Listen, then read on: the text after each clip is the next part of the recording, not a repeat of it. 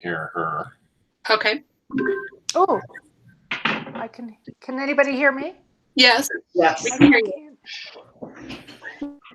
I can't hear, so I will go out.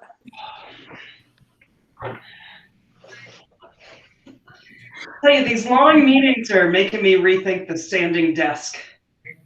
I know. 4 hours of standing desk. You've got to have both options, I think. Well, I've taken to it, but then I get a little far away, so that's why. Oh, yeah.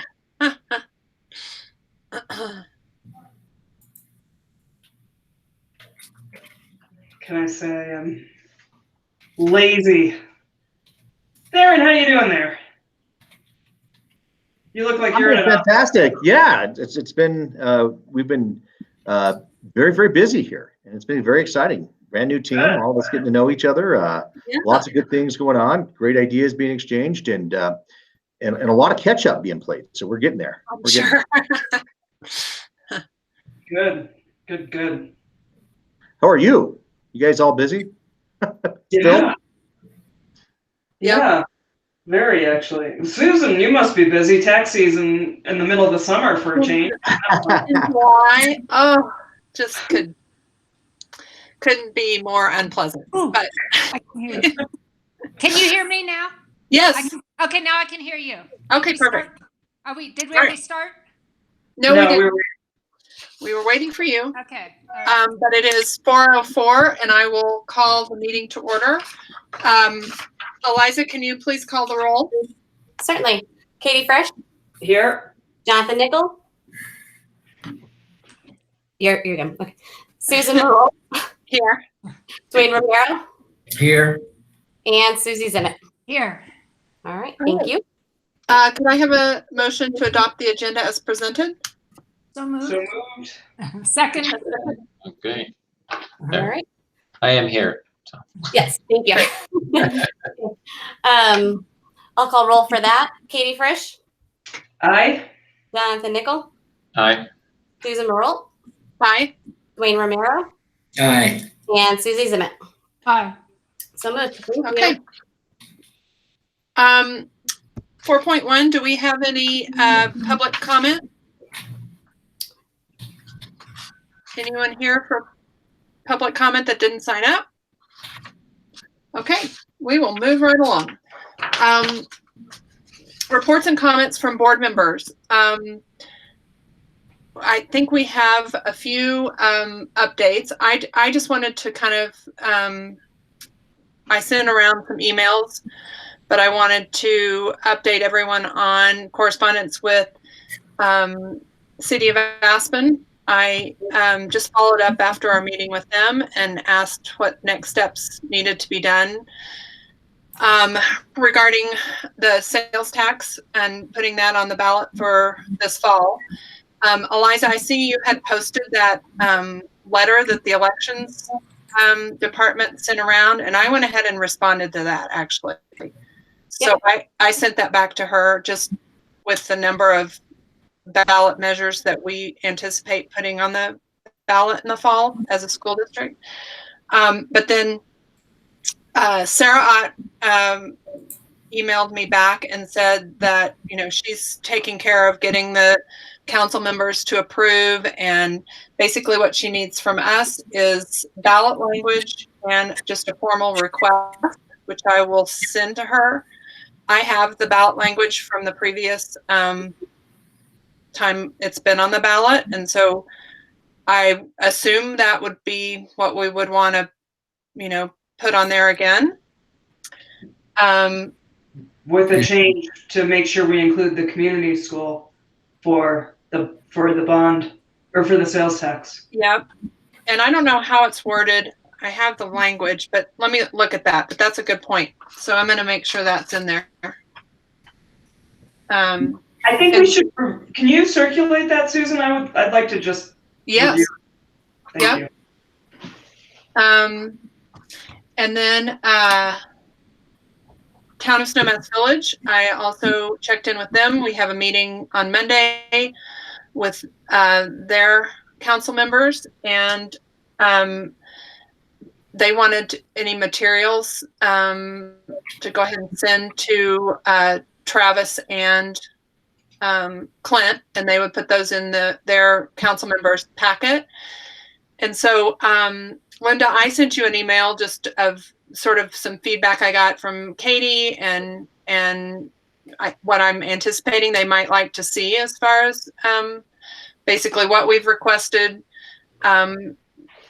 to use that money for in the previous years, and how we've used that money, the number of students that are in Snowmass Village compared to all of our other students, housing, like how many housing units we have in Snowmass Village, how many teachers we have that live in Snowmass Village. If we have any of that information, would be helpful. So I think I put in the email to Clint just some of the things that we wanted to talk about, which would be the renewal of the tax in Snowmass Village, which should be on the same timeline as the sales tax in Aspen, and then also some employee housing possibilities, ways maybe we could partner with them and to just discuss with them our bond issue and how we're what we're looking to get as far as employee housing money through that. Anything else anybody else has as far as those two pieces? Any thoughts? All right, I will. Updates or housing as far as the ballot initiatives and housing, Susan? Pardon me? As far as the ballot initiatives and housing? Yeah. What do you ask? No, I would just comment on housing. I've been digging through the study a little more and trying to get some more relevant data out to show and to help, show the importance of this. And basically, about 75% of people who own their own house have plans to stay at the district. And of those who rent, once you sort out, and including those, if the policy of 5 years was enforced, only 14% have no plans to leave the district because of housing. So basically, if you get your housing, you're pretty comfortable and happy with staying in the district. And if not, you're pretty much leaving within as soon as you lose it. So just kind of go back and enforce that. That's and pretty. Once I get this together, I'll post it up for everybody or send it out. Yeah. So, anything else that we want to discuss with Snowmass Village Town Council members? Oh. Okay. So I think it might be helpful to go back if we can find that old presentation that we made the very first time around that presented a forward-looking view of what our financial situation looks like as a district, and go through that a little bit. So it's not just what we've spent their money on, but also what we need overall and what the whole picture looks like. Because that gives a much stronger case, I think. I mean, in the past, they have been very interested in pretty minute details about our budget. So I think they might be interested in sort of an overview of where we are looking forward, Linda, and also might need just a little, school finance 101 refresher as well. Okay, Susan, would you like me to send something to you? I can grab all the pieces of data. The one that I'm a little worried about getting is the student enrollment piece, because of Power Schools and how you grab it and it's summer, of getting people. But I'll let you know if it looks like that's going to be a problem going on there. Would you like me to send it to you early and then? Yeah. Okay. I think all of the board members would like to just know what it is, and then we'll send it on to the town of Snowmass Village, and they'll have it in their packet as well. Sorry, I lost my train of thought. Susan, do we have an agenda with them, or is it just our presentation? it's just I basically gave Clint those topics, which would be renewal of the tax, and some employee housing, discussion along with our bond money. So they don't have anything else to add into it that we need to respond to. Okay. And then, as I recall, in the past, we calculated roughly 20% of our students were from Snowmass Village. I mean, that's kind of how we came up with numbers to try to get to how much we should ask from Snowmass Village versus how much we get from the Aspen sales tax. So that's sort of the history there, but I don't know current numbers off the top of my head. Susan, I know it's one more thing, but I think I emailed you about this. Yes, you did. I see Stephanie Nixon's on this call as well. She used to diligently go to the Snowmass City Hall meetings to ask why teachers are not allowed to be in Snowmass housing. Would we want to tack that on or leave that out of this one? No, I think that's totally appropriate to bring into the conversation when we're talking about housing, and that would be a way to partner. If they could just say, all right, we're going to give so many houses, maybe it's 20% of their housing, since 20% of our students are from Snowmass Village. I mean, however they could justify it, I think would be a great ask and a great conversation to have, for sure. Great. And I know Stephanie went a lot to those meetings. I know. And I constantly harangue Clint every time I see him. So I think that they would be ready for it if we asked them. Let's all harangue them. All right. Yeah. Yes. I can't believe they could not listen to you, Stephanie. Wait, you're muted. You're muted, Stephanie. I can almost read her lips. We can't hear you, Stephanie, but there we go. Sorry. I'm That's on. okay. Sorry. Yeah, I was, I tried really, really hard. I was on public access TV and I'm ready to do it again. So I'm really, really passionate about it. It was really hard for me and it's something I feel very strongly about. So if you need my help in any way possible, let me know. I worked with Clint quite a bit. I worked with the town and it just didn't happen. So if you need me in any, I have all that documentation, all that paperwork if you need it as well. Stephanie, in a nutshell, can you explain their rationale briefly? Sure. They said I wasn't an employee of the town of Snowmass Village. Period.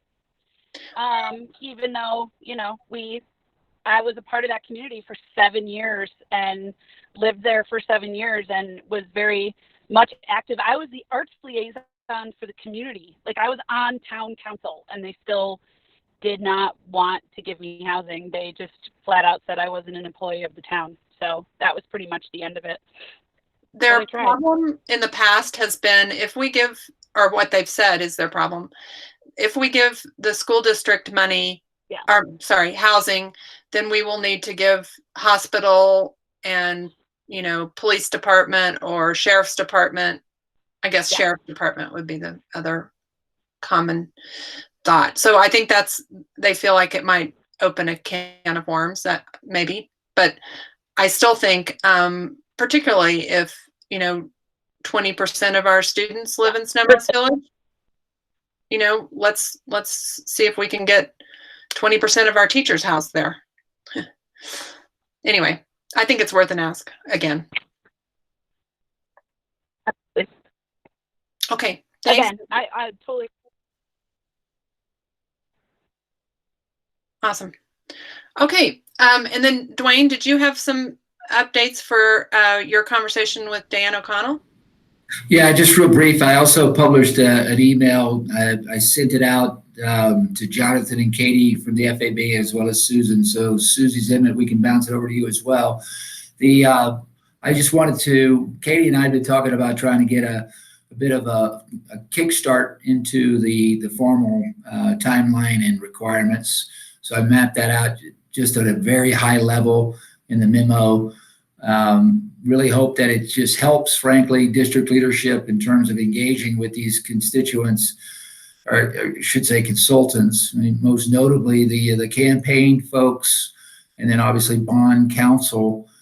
I know that we don't have a lot of institutional memory from our past bond offerings back in the 2007 timeframe. So I'm just hoping to kind of create some of those contacts, and also happy to be a liaison from the board into district staff and these other consultants that we organize. So Linda, I suspect Linda, and obviously Dave and Theron, a great amount of this coordination and leadership will, come from your positions, which is great. Appreciate it. We're willing to help and assist. We clearly, once we get to campaign mode, we have to be very cognizant of campaign laws and the regulations there, so we can't cross any lines. And I do believe, as is in past, we'll get some community volunteers on that phase when we get there, which is not too far away, as Katie correctly points out. But once we get to that phase, we can look to just volunteers in the community to help campaign and to drive votes, but also to look to the AEF. AEF might be able to kind of do a small little fundraising campaign to help underwrite some of the nominal expenses associated with a local community campaign. They're in a ready mode to lean in and assist. So that was the point and the purpose of that. And they have done that in the past for some of. Yeah, AEF has done that in the past for some of those previous the tax initiative. Yeah. They have helped us financially, and I can't remember how much we spent. $12,000 kind of comes to mind, but that could be wrong. Anyway, it was really much appreciated and helpful. So yeah, that can that help. would be really. Cynthia and obviously several of the folks there in AEF brought it up in the last call. That was also one of the other things. Yeah, cool. That's what I wanted. Thanks. Okay. Any other board member reports or comments? Okay, I feel horrible. Oh, Katie, do you have something? Yeah, just that we have a second FAB meeting coming up next week, and Dan O'Connell from RBC is also going to show up on that as well to try to start engaging. And there's a number of folks that are engaged with AEF in that group to start that community piece, as well as to gather advice, because we obviously have not made a decision on what we're doing yet in terms of the dollar value. And so trying to get input from some of the members of the financial community, I think, is important. And then, just the other thing to keep in mind is, the timeline that Dwayne mentioned. I think, we need to map that out pretty well soon and figure out who's responsible for which pieces of it, so we can keep pushing forward. Because, by the time our next meeting comes around at the end of July, that's a long time. Yep. So I'm anxious to get that started, to make sure that we are indeed doing what we need to do to make that happen, to file whatever paperwork we need to file, as well as to establish this campaign committee too. I know there's additional paperwork if we're going to be supporting a certain direction of a vote that we're going to need to file. And I just, having not done this with the district, only having done it myself, I don't know how the process goes and who's responsible, et cetera. So I'd like to get that mapped out. But I'm not sure I'm ready to do it again. It's basically, just on a slightly bigger scale, but not much like when you run individually. It's just you form a support committee or something they call it, and you file the reports, same thing. Yeah. But that's a great idea. And I think we do need to be on top of it. And so I think we should just keep our timelines in our minds. And the elections coordinator sent me a timeline for what needs to be filed for them. So that was helpful. Yeah, but I'm talking more about our internal coordination of who's taking what responsibility for what staff does versus what the board does, and how to bring people in. I think we need a little bit of organization around that. I really appreciate what Dwayne did to kind of get it kickstarted. I think now we need to take that information and then say, okay, who's doing what? I'm just worried if we wait, June 27th or July 27th is, almost 3 weeks away. I don't want to lose all of July. to start getting coordinated. Yeah, agreed. For sure. So, yeah, great. Dave said, Linda, and he can start fleshing this out. I think that's awesome. Yeah. Okay. So, any other reports or comments? I forgot my manners and did not formally welcome Dave as our new superintendent at his first meeting, and Rick as our new student services director. What is that? What it is? Special something? You could say and make it up whatever you want, Molly. Yeah. Probably feels like a jack of all trades at this point. Anyway, welcome. And so we're so excited. And I don't know if Jorge is on the call, but welcome to him as well. And, you know, we've got lots of new faces. So happy that you're all here and joining the team. All right. Here. Sorry about that. Just jumped into work and welcome. Glad to have you all on board. Okay. And Darren's first day as well, right? But since he's not new, but it's a new job. Yeah, exactly. He's in a new role, which is awesome. Okay. We'll move on to 6.1, a reopening plan update. Dave, do you want to take this one? Sure. First of all, the team has begun working on our reopening plan.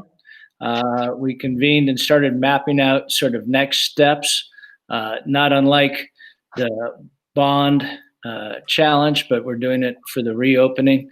Been reaching out to some of the local community members and establishing relationships with them around that.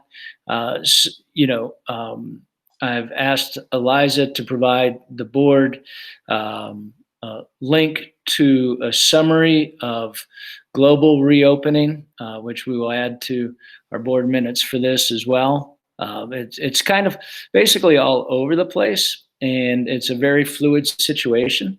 So we are, for the community, I want you to know that we are planning to reopen in as close to open and regular a fashion as possible. We are creating plans B and C as well, because things are very fluid. Despite some directives from Washington, I want to assure the community that this is a locally based decision based on the scientists in our valley. And it is a local control decision. It is not a federal decision. I want to be very clear about that. And the Constitution actually speaks to that. So obviously that's a problem in Washington, not here, the status of the Constitution and its interpretation. But we will open as safely and as on time as possible. It's our intention to remain open as long as we can do it safely for our staff and for our students. And I want to be very clear about that. That said, next week we have we have a meeting with a very large stakeholder group to gather input, to gather recommendations. We are going to pivot to a Zoom platform so that we can have breakout rooms. And if any board members would like to join, just shoot us an email. We'll make sure you're included in that planning and deliberations. Additionally, we're doing some infrastructure work. Attached to this evening's board agenda is a study proposal from a national construction company called SiteLogic. They do a lot of school construction. They would come in and study whether we can implement bipolar ionization in our schools, which would address both the COVID-19 virus as well as the influenza viruses that are out there. And Susie has been reviewing some of the documents in some detail as sort of the medical brains in the outfit.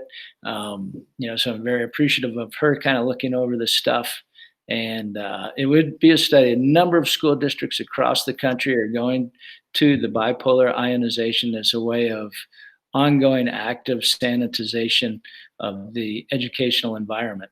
So that's something that I would like the board to really seriously consider. We've talked about it as a cabinet. We can use the CARES money to pay for the study and possibly offset the cost of going to the bipolar ionization units if we do decide, depending on what the study finds out. But it's a very cutting edge, aggressive way to go after the COVID-19 virus as well as influenza, which is, and I defer to Susie on this, but Dr. Fauci was predicting originally that October, November was going to be very tough for us. I don't think anybody was projecting the spikes we're seeing now across the nation. We are starting to see some upticks in enrollment in our schools. So folks are coming in from other places like California and Texas, especially, just walking around some of the parking lots in the town, in the city. You're like, whoa, okay, there's quite a few tags from out of town, and only one from Pennsylvania at the moment. So, so we are aggressively preparing for it. The cabinet and the principals are going to be meeting again on Friday to continue the conversation and prepare for our July 15th conversation with the large stakeholder groups. I do want to say that sitting right here on July 8th, we can't actually predict what August 26th will bring, but we are going to prepare for it. We do believe that it's in the best interest of the students to return to school in as close to normal as possible. So without just kind of saying the same thing over and over, are there any questions from the board as to what's coming down the pike and how we are preparing for that? I just have one quick question, Dave. The suggestion box and the link to for people to participate in that, does that go to all staff and students and community, or who has that been circulated with so far? So it's out on the website. It's live at the moment. Eliza told me yesterday that we've had 2 suggestions so far. I would encourage the board to, when you're standing in line at the grocery store and somebody has a suggestion for reopening, direct them to our website. We are going to push it out again electronically to gather their recommendations, the community's recommendations. And we are going to be launching sort of a COVID-19 resource link on the front page of our website within the next 4 or 5 days. Chris Durham is starting to set that up, and we're funneling resources there so that the community can see, A, what we're reading, B, what we're studying, C, some of the proposals that we're looking at. So there will be a website, a link on our website to both a resource page or archive, as well as there's a live link now on the front page of our website for the community to make suggestions. Great. And Dave, can you share with the group what other medical people, since this is kind of a medical situation, which other medical people are on the stakeholder group, the large stakeholder group? Someone from the county, maybe Jeannie Siebold, is she on it? Sure. So Jeannie Siebold is a phenomenal resource. We've talked already a couple of times, swapped several emails. She shared some reading, as have you. I've got phone calls into Dr. Kim Levin and Dr. Karen Kenneman. And I'm also reaching out to John Peacock and Sarah Ott from the county and from the city. So when I said earlier that we are an integrated part, I believe firmly that we are, but I haven't personally set up that relationship with those 4 stakeholders, but we're trying to reach them. I left a couple of messages today, and I'm trying to leave a couple more tomorrow. Great, thank you. Yeah, absolutely. And I do want to say that this is not a decision that will be made by Aspen School District in the vacuum. We are part of, Aspen City. We are part of Pickens County, and we will be working closely with those folks, I hope. Who else is on your stakeholder committee? I assume school principals and School AEA. principals, assistant principals, AEA provided a fairly extensive list of folks that we've included in that. The 3 home and school parents, presidents of the home and schools. Theron, can you jump in? I sent you the list, and I don't have that in front of me right now, Katie. But it's probably 40 to 50 stakeholders. It's 54 actually, Dave. So what I'll do is I will guys, we have our RSVP list here. I'll send it to you. Dave did a great job of making sure that we had input from AEA and all and I think just about everybody from the medical community that was recommended is on there. But just Kahneman and Peacock, all those guys were sent invites and they're attending. So I'll make sure you want to see the list. I don't want to put it in the chat. I'll email it to you. Okay. Yeah, right now. I I'll just share want it to make with you sure right now. I'm sharing with it. that we're getting parents involved and community members that are decision makers. Yeah, we have some student voice. We have parents, association. So we've got some paras on there. So we're trying to paint with as broad a brush as possible. Transportation, of course, it's got a huge part. Food service.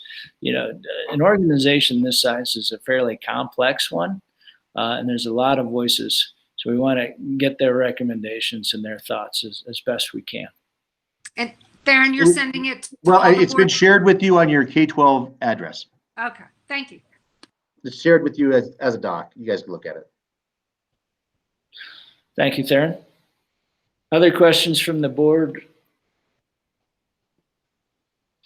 Yeah, I think that number one thought that I can leave this conversation with is that our intention is to open up, if at all possible.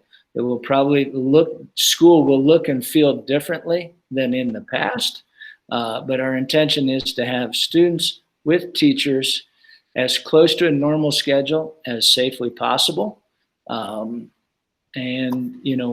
That being said, we're going to have to see what COVID is doing to our community when we're closer in August. But it is our intention to open as close to regularly as possible, or as normally as possible, and then just be flexible moving forward.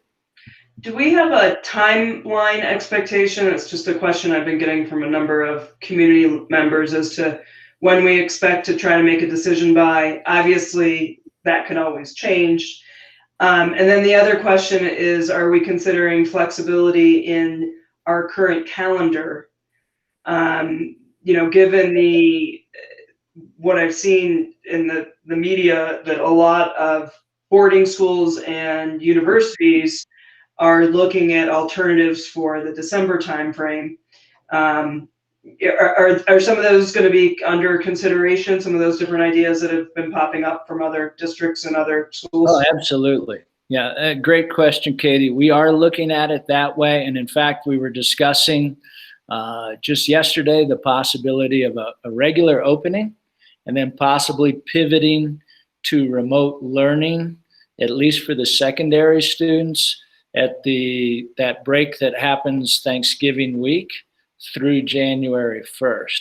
Now, the caveat to that is that younger kiddos really benefit from in-person instruction. And so I am hesitant to say that we're committed to that for pre-K through 4th grade at this point. Okay. But we are looking at that model. I'm deeply intrigued by that model. One of the things that we know a lot of the Front Range schools are doing is opening the first week of August. We would have liked to do that, but because the team was just starting July 1, we didn't think we were ready to quite launch an August 4th start date or August 7th. So plus our faculty and staffs are largely still, they've made vacation plans. And so I don't think we can reel them in at this point in time. They've also, Denver Public Schools just announced their stuff as well. And one of the interesting things was this idea of kind of self-quarantining before school starts. Basically, the tone it down, everybody, before school starts so we can all go, go back. Well, and we are looking at DPS's model. They came out early and they came out hard, and I like their guidelines. We can do that. One of the things that we have asked is that all new enrollments self-quarantine for 2 weeks before entering our schools. And we put that into place when we roll that out, Monday or Tuesday, I think, Theron. And so, I mean, literally, like we're building this airplane about as fast as we can. That language is now part of the enrollment packet. It'll be out for the registration. Okay. Good. But I don't think it's a bad thing, and that's one of the things that I'd like to work with the county and the city around, is kind of trying to let's everybody slow it down and try to self-quarantine and try to sort of stay within our bubble groups and not be out gallivanting all over the place. And and certainly we'll since Stephanie Nixon's on here, I'm hoping we can send out a communication to AEA suggesting we kind of stay out of the bars and hot spots that young teachers like to hang out in for at least 2 weeks prior till school starts. And I have one more question because I've gotten it.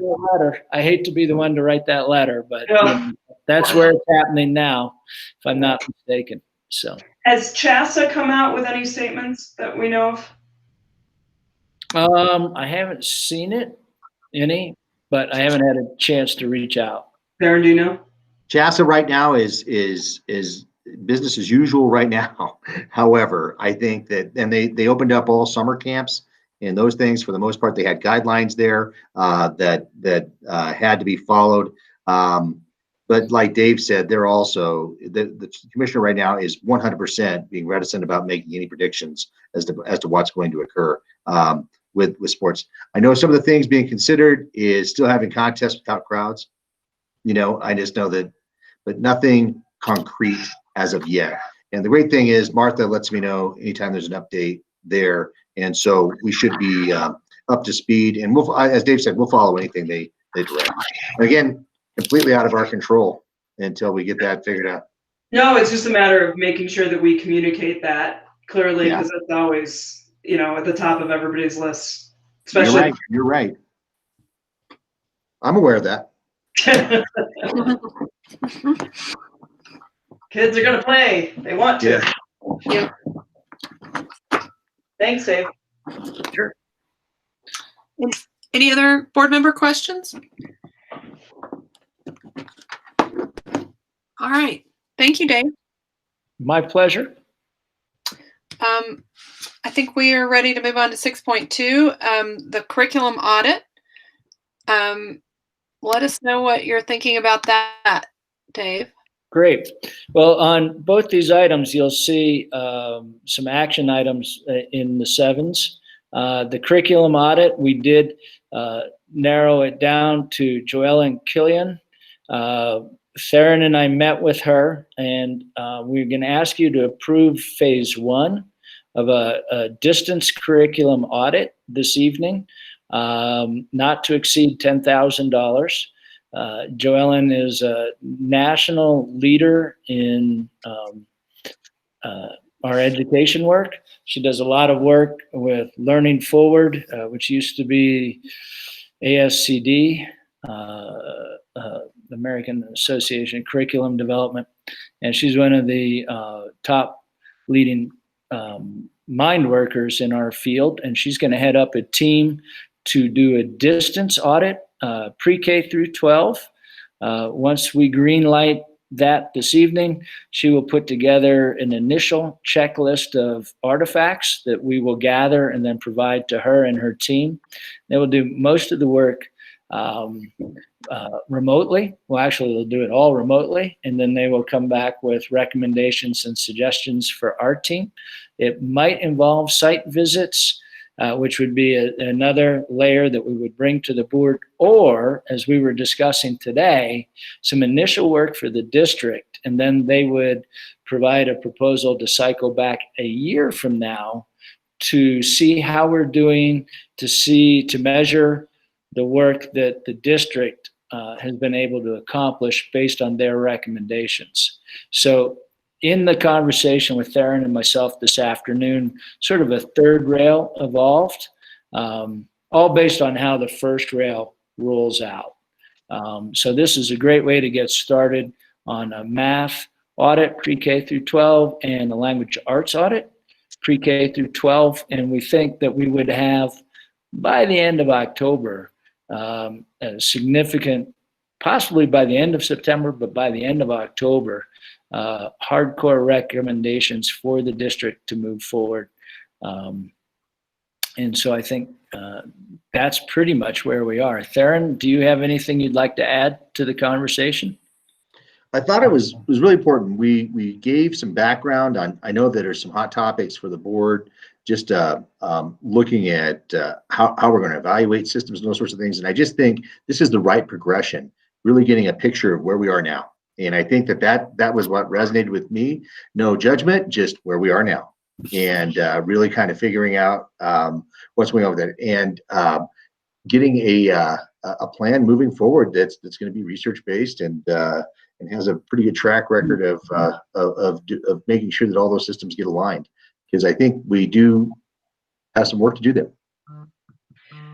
So I read through the proposal, and the one thing I was confused about is, first of all, they're evaluating versus a Common Core, correct? Yes. And then secondly, they're not just evaluating what we're teaching at each grade level, but the whole progression. Is that correct? Vertical alignment. Okay. Right. So, if you start with us in pre-K, what can you expect to be exposed to as we currently do it? And then they would make a recommendation as to, hey, that's great, keep doing it. Or B, you might think about this and this and this, right? So it's not necessarily the methodology that's being taught, but rather the topics that are being taught. Is that correct? Or is it curricular materials, right? Okay. What we're using to deliver instruction. Okay. So we'll say you're fifth grade, for example. Or so if you think of a strongly aligned district to the Common Core, think of it this way. If you're driving cross country across Colorado, it's very helpful to have a map of Colorado, and a map of Pennsylvania is really not helpful. So a lot of what's been going on is people have been grabbing maps of Pennsylvania and Wisconsin and Texas, and they've been going, okay, this is what I'm going to do in my classroom. And they're using those documents. And yes, it's Common Core, but you can have quite a bit of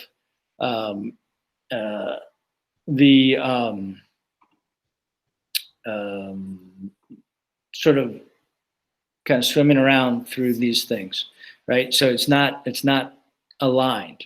So what we're trying to do is figure out what's aligned to the Common Core, and what materials are we using to prepare for moving forward. And one last question, then I'm done. Is this group able to do, if we were to follow up next year with a science or social studies audit, do they cover all that too, or do they only do language arts and math? Well, they can. Okay. They can. They're only talking about language arts and math right now because that's all we asked them to do. And what they would do is it would be under Joel and Killian's leadership, but they would put math experts and language arts experts on the team.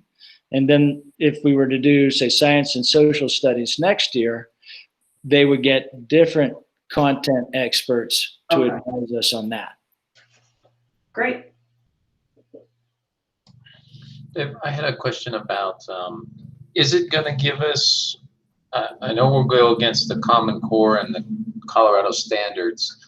Will it also give us kind of like some idea of what quote unquote best practice is, or, kind of maybe what's the next level of opportunity there?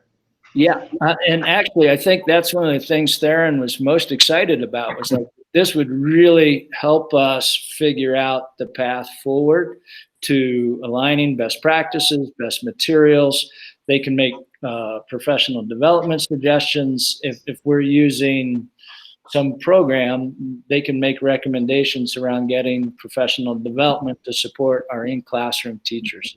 It's one of the so we went to 2 companies, and this tier is about $5,000 cheaper than the other company's proposal.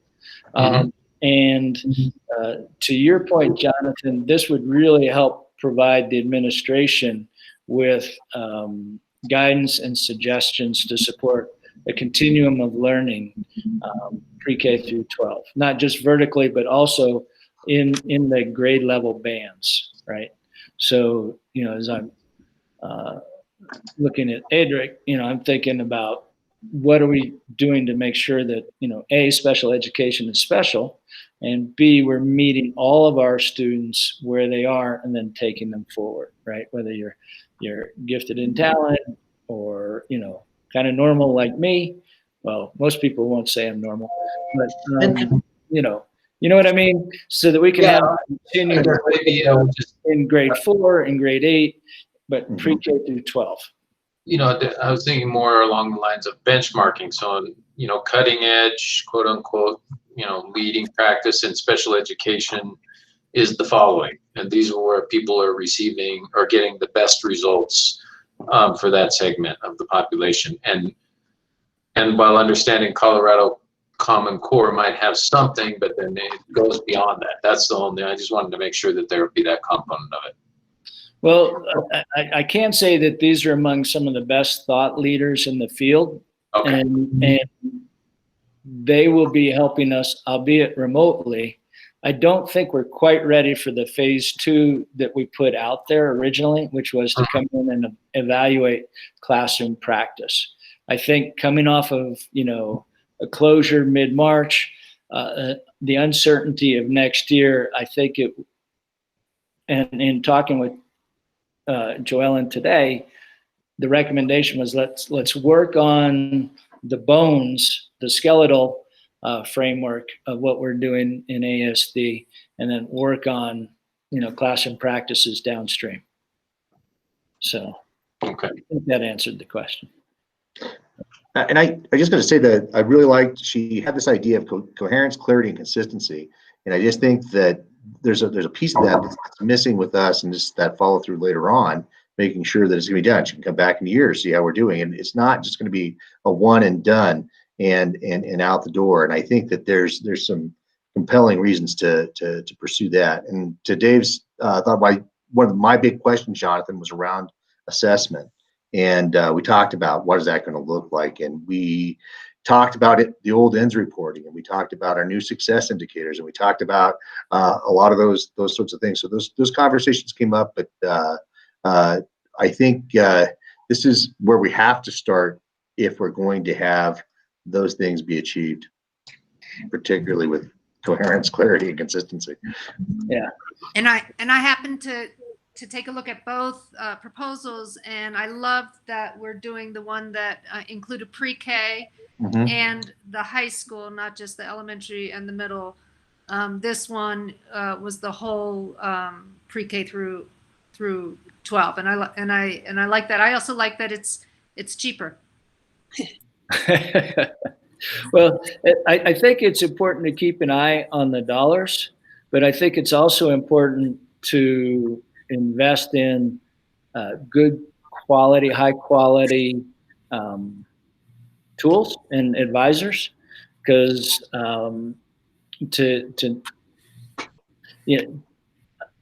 I like it because of the vertical alignment, but I also like it because these are some of the best in the business. And so I really think that they will help us move forward. And I think, we could do an internal audit ourselves, but I think there's a real value to having a third party independent pair of eyes say, good practice, not such good practice. Maybe you want to pare this out and maybe you want to lean more in this direction. I think that, is the point Jonathan brought up a while ago. Will this help us get to the next level? And I think it will. And I think it's a reasonably priced audit. In fact, I think it's a very reasonably priced audit. For some of the audits that I've undertaken elsewhere, we paid a lot more than what we would be committing to for this stage. Okay. And was this included in our budget when we were when Linda was creating our 2021 budget? So if I may speak for Linda, she didn't bake in a particular line item for curriculum audits, but she did bake into the budget some discretionary spending in the superintendent's purview, if I'm speaking correctly, Linda, and that this is well within that scope. Great. That is correct. Yep, you're right on, Dave. Thank you. Okay, I was reaching back 4 or 5 weeks ago to some distant learning with Linda, and and to be clear, are we talking about 10K tonight, or are we talking about 48K tonight when we're talking about 10K, Dwayne? 10K. So we're green lighting only 10. We have a chance to assess and modify and or terminate depending on what we see and feel. Exactly. Roger. So I think that's the best way we can approach any one of these new initiatives. The same thing we're doing, obviously, as you guys remember, with the facilities master planning. We have given ourselves the incremental opportunity to pull plug if need be as we process through it. I think that the community would appreciate that if they knew that level of detail, for sure. Yeah. Any other questions? Great. Okay. Thank you. Thank you. Let's see. 6.3, where we have a beginning of an anti-racism statement and an action plan. And so what we I talked with Dave a little bit, and he had provided one for his former district. They passed a resolution similar to this, and he adjusted it a little bit for our district, but it's just basically a way for us to sort of start talking about what we might want to do to make sort of an action plan around anti-racism and communication on that topic and education. So Dave, you can go on about what you've prepared. Sure. And this is exactly to Susan's point. This is a draft. This is the very first run at this. I've shared it, with the cabinet. I've shared it with a teacher or two. In fact, I'm meeting with the teacher tomorrow to discuss it in greater detail. But I really want, the board to have it to kind of, you folks sent out a super strong statement not too long ago addressing this. With your help. With a lot of your help. I'm happy to take first runs at things, but as the team, leading the district, I think this is our work, and I think it's the right work. So I put this together for your review and the community's review, and I'm not asking anyone to pass this tonight. I'm asking you to take it and to take it under advisement and bat it around with family and friends and see what they think. And then I would encourage, this group to come back and downstream pass a resolution, directing administration to actively engage in this work. There's all sorts of resources available, especially now. They existed before, but there's a certain urgency and energy around this conversation now where we might actually be able to make a difference. So, so that's kind of where this is. I don't know if folks want to wade into it and discuss it a little bit, kind of take a look at it. I'm certainly not going to read it out loud for anyone unless you really want me to. Would it be wise to run some of this by a small student group as well? I think that would be great. And, we could definitely do that when we start up in August, September. Maybe we could even get some students in beforehand to kind of take a look at it. But I will, as Susan said, this is something we ran with in my prior district. I've changed the language fairly aggressively to reflect, Aspen School District.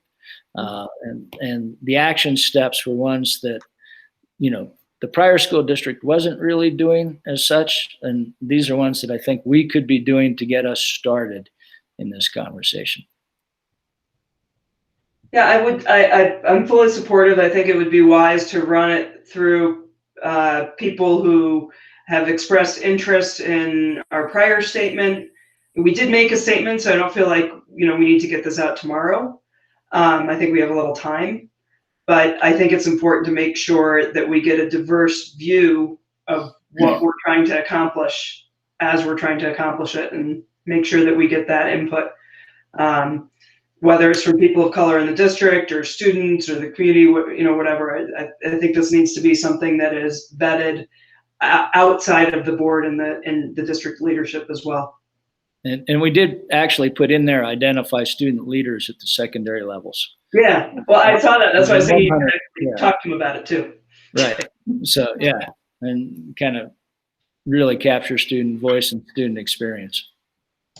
And I really like the action steps at the, that actually comes to a conclusion. Like these are the things that we will do. And the more that we can define and, decide how we will do those, I think is important. And I like the idea, maybe connected or maybe not connected to this statement, but of having ongoing dialogues, small group dialogues, where we can discuss these very, very sensitive issues in a communal setting where we're safe and we can really start to understand what sorts of deep feelings are going on about these issues. And I feel like that's probably one of the most important things, is to have small group communications about this issue, sort of on an ongoing, maybe perpetual basis. So that would be a suggestion of mine. Okay. Dave, I would just only have one additional suggestion, as well, as that it include all minorities. I mean, obviously, you don't want to take away anything from all the African American, but I think also in the Valley, at least what I've seen with my wife's work through Valley Settlement, and just also she's actually experienced it personally, that it's not only it crosses over to Latin Americans too, and then it also, that's a population that we do have in our community as well. So. Right. Well, and great points, all. And, certainly the trend lines around most of America is demographics are changing. And so I think that's really wise of us to take into our planning around that. So yeah, it's the Native Americans as well, which, had a huge footprint in this part of the world. So I think we should be mindful of that, as well as the fact that folks are constantly moving in this day and age. Maybe not since March 12th, but there are still a few of us moving around. So, yeah. I pitch into, I'd like the fact that we posted up the reso a couple of months ago, and I think we probably got what we deserved, which is to say it was kind of just a quick billboard type of, two-dimensional thing that really didn't have any legs or intention to go. This has actual intention and action, and it's going to live with us. So you kind of live, this is a bit of a start, and we can, as a board, take some leadership and integrate this topic at each and every board meeting that we have, and to continue to stay abreast of our progress together, and frankly, maybe help to accelerate or just help to broaden awareness and understanding and a broader level of empathy and if you will, respect across all classes. I think that would be a cool place for us to be in a couple of years as well. And this becomes institutional for the organization. So I really appreciate the extra effort that's occurred since our resolution, including obviously Tamara kind of making a bold call to action to us. It was appropriate and really well placed. So yeah, well done on all of this. But this is a start. Yeah, and it's just a start. So yeah. Okay. Good. Thank you for that. Thank you. And so we'll just keep this, kind of as an ongoing agenda item that will come up as we kind of make progress in various places. And I think we should just make sure we don't let it fall by the wayside. We need to make sure it's on our radar. Well, if nothing else, and if I might request that we actually, deadlines are really good and they lead to action.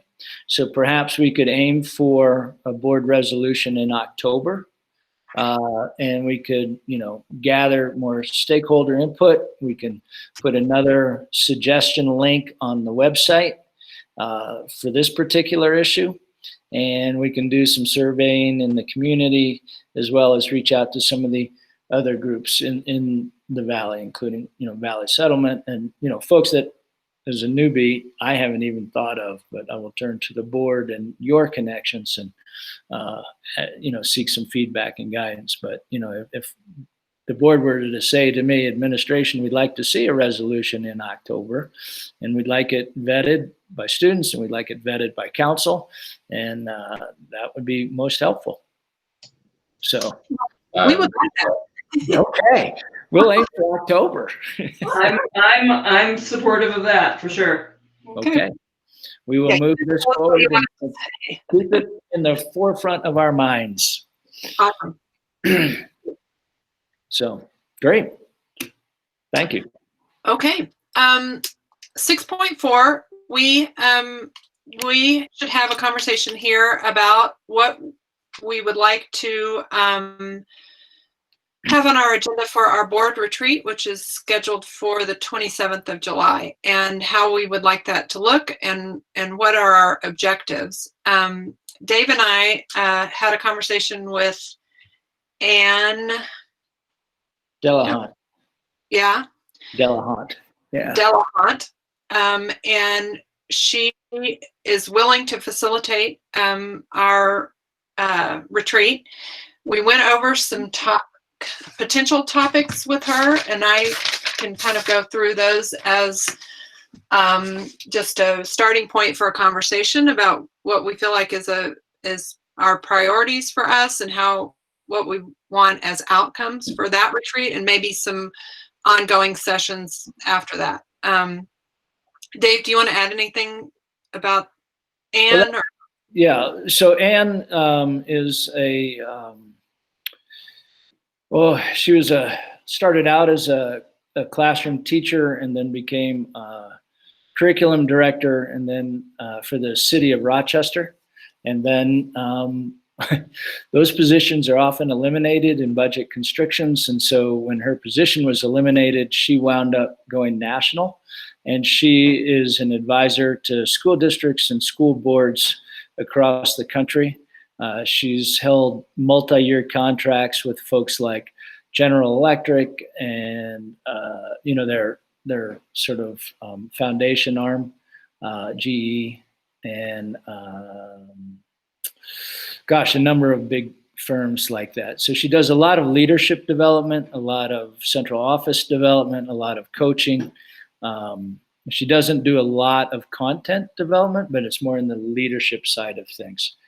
Values clarification, vision development, that sort of thing. So she's been working in this, I think she said, for almost 30 years now. And we've crossed trails in a couple of different roles, and she's been incredibly helpful. And so when I was when we were thinking about a leadership retreat, I thought, well, Ann would be a great facilitator. She's very good at that sort of work. So. So when we were talking with Ann, I just gave her some of the things that we as a board have talked about that we could potentially do this summer and at our retreat. And so I mentioned that we would like to work on a vision or some values as a board. Policy work. I mean, that's also something that's kind of been on our list of things that we would like to do, including, roles as board members. What is our role? What is, superintendent role? What is staff role? What is, any of those, to clarify and to just be clear on how we can most efficiently do our work. And then I also conveyed that in the past we've gone through our board priorities at the retreat and superintendent priorities. So that's something that we could do. Discussion of our governance model and how that is working, and how we can monitor best in that role, how we can see, whether we're making progress or not, and how the board can most efficiently drive, improvement in that way. So she's, I think, working now on something a little more specific about what we might be able to do, but I also wanted us to have a conversation about what we want to get out of this first retreat. And then if there are others, we'll do that as well. So, okay.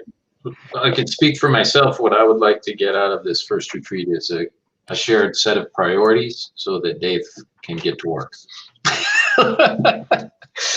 And so that we all are on the same page on what we think the priorities are, and the whole team. And so we're aligned from the get-go. I think that's the most important thing to do right up front. I think the other things like policy work and the governance model and the vision and values would be good topics, but secondary. So I think those would be that would be my suggestion. I don't know how other people feel. I think that's probably the most important thing, so that we can, there's a lot to do, I feel like, especially with the bond issue and the COVID and all of those things. So if we could have a common set of priorities and be aligned around that, I think the next several months would be much easier. Dave and Susan, did you all have a conversation with her about how many hours we wanted this to be? Okay. We didn't really talk about hours. Did she talk with you about that, Dave? We didn't talk hours, but the expectation is a full day. However we define that, she's good with that. The thing we did discuss was whether to try to do it remotely or in person. And since, that conversation yesterday morning, sort of my thinking has evolved, which is that if we're going to ask people to come to school in 3 or 4 weeks, we might want to think about coming together to have this. And she's quite prepared to travel to do it.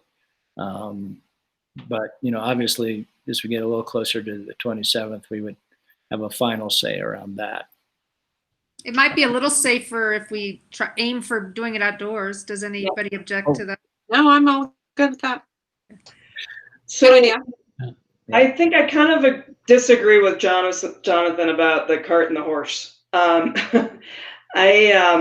think that if we don't know where we're trying to go, how can we set priorities for what we want to do? So in my mind, the vision work of who we want to be when we grow up, or when these kids grow up, what education we want them to have by the time they graduate, to me, that's the first step. And then from there, we set priorities. Things like the bond we're working on, like that's not part of this discussion. part that, you know, we're going to press through to get that, and where that money goes from the big bucket list, I think we already have a pretty good answer. We have time to drill it down, and if we don't know what the vision is for the district, I don't know how we're going to get there. I do agree, however, that the policy governance model we need to revisit. We could spend a whole day on that alone. And I also agree that a short-term priority to-do list is important, but I really think that we need to work on that vision. And I'm hoping, well, all those three, it's almost impossible to get that done in an 8-hour day. That's a lot. My question then is there pre-work and preparation work that we could do to help prepare for that, to be more efficient in that day? And I'm not sure if that's part of her plan or how she works. So we did, Dave, you can correct me if I'm wrong, but we did talk to her a little bit about the vision, and there were sort of two parts to that, because she felt like there's a whole community-wide, you know, vision that needs to involve way more people than just the board. But I think that the board should also have their own vision for how they are planning to you know, change things or move things or drive things in the district. And so we did touch on that with Anne, and she seemed like she thought that was doable. Right, Dave? Right. That's exactly it. And we would be hesitant to do, and she would be hesitant to do vision work without teacher voice, broader administrator voice, that sort of thing. So in our conversation, we did sort of kick around this notion of sort of a two-part day. One would be crafting sort of a board vision to keep the ball rolling. And then the other part would be to lay the groundwork for building a broader vision for the district. And Katie, I'm 100% with you. You know, where do we want our kids to be, and what do we want them to be capable of doing when they leave these halls or our computers? You know, that's a huge part of what we do need to do, right? And we do think, like, you know, there's been a lot of good foundational work with the STRAP plan, but we're not quite done. But we do need someone to kind of help us get there. And so this idea of the board crafting their own vision for sort of, you know, the five of you plus myself and Theron, that's a vision that helps Theron and I in the day-to-day.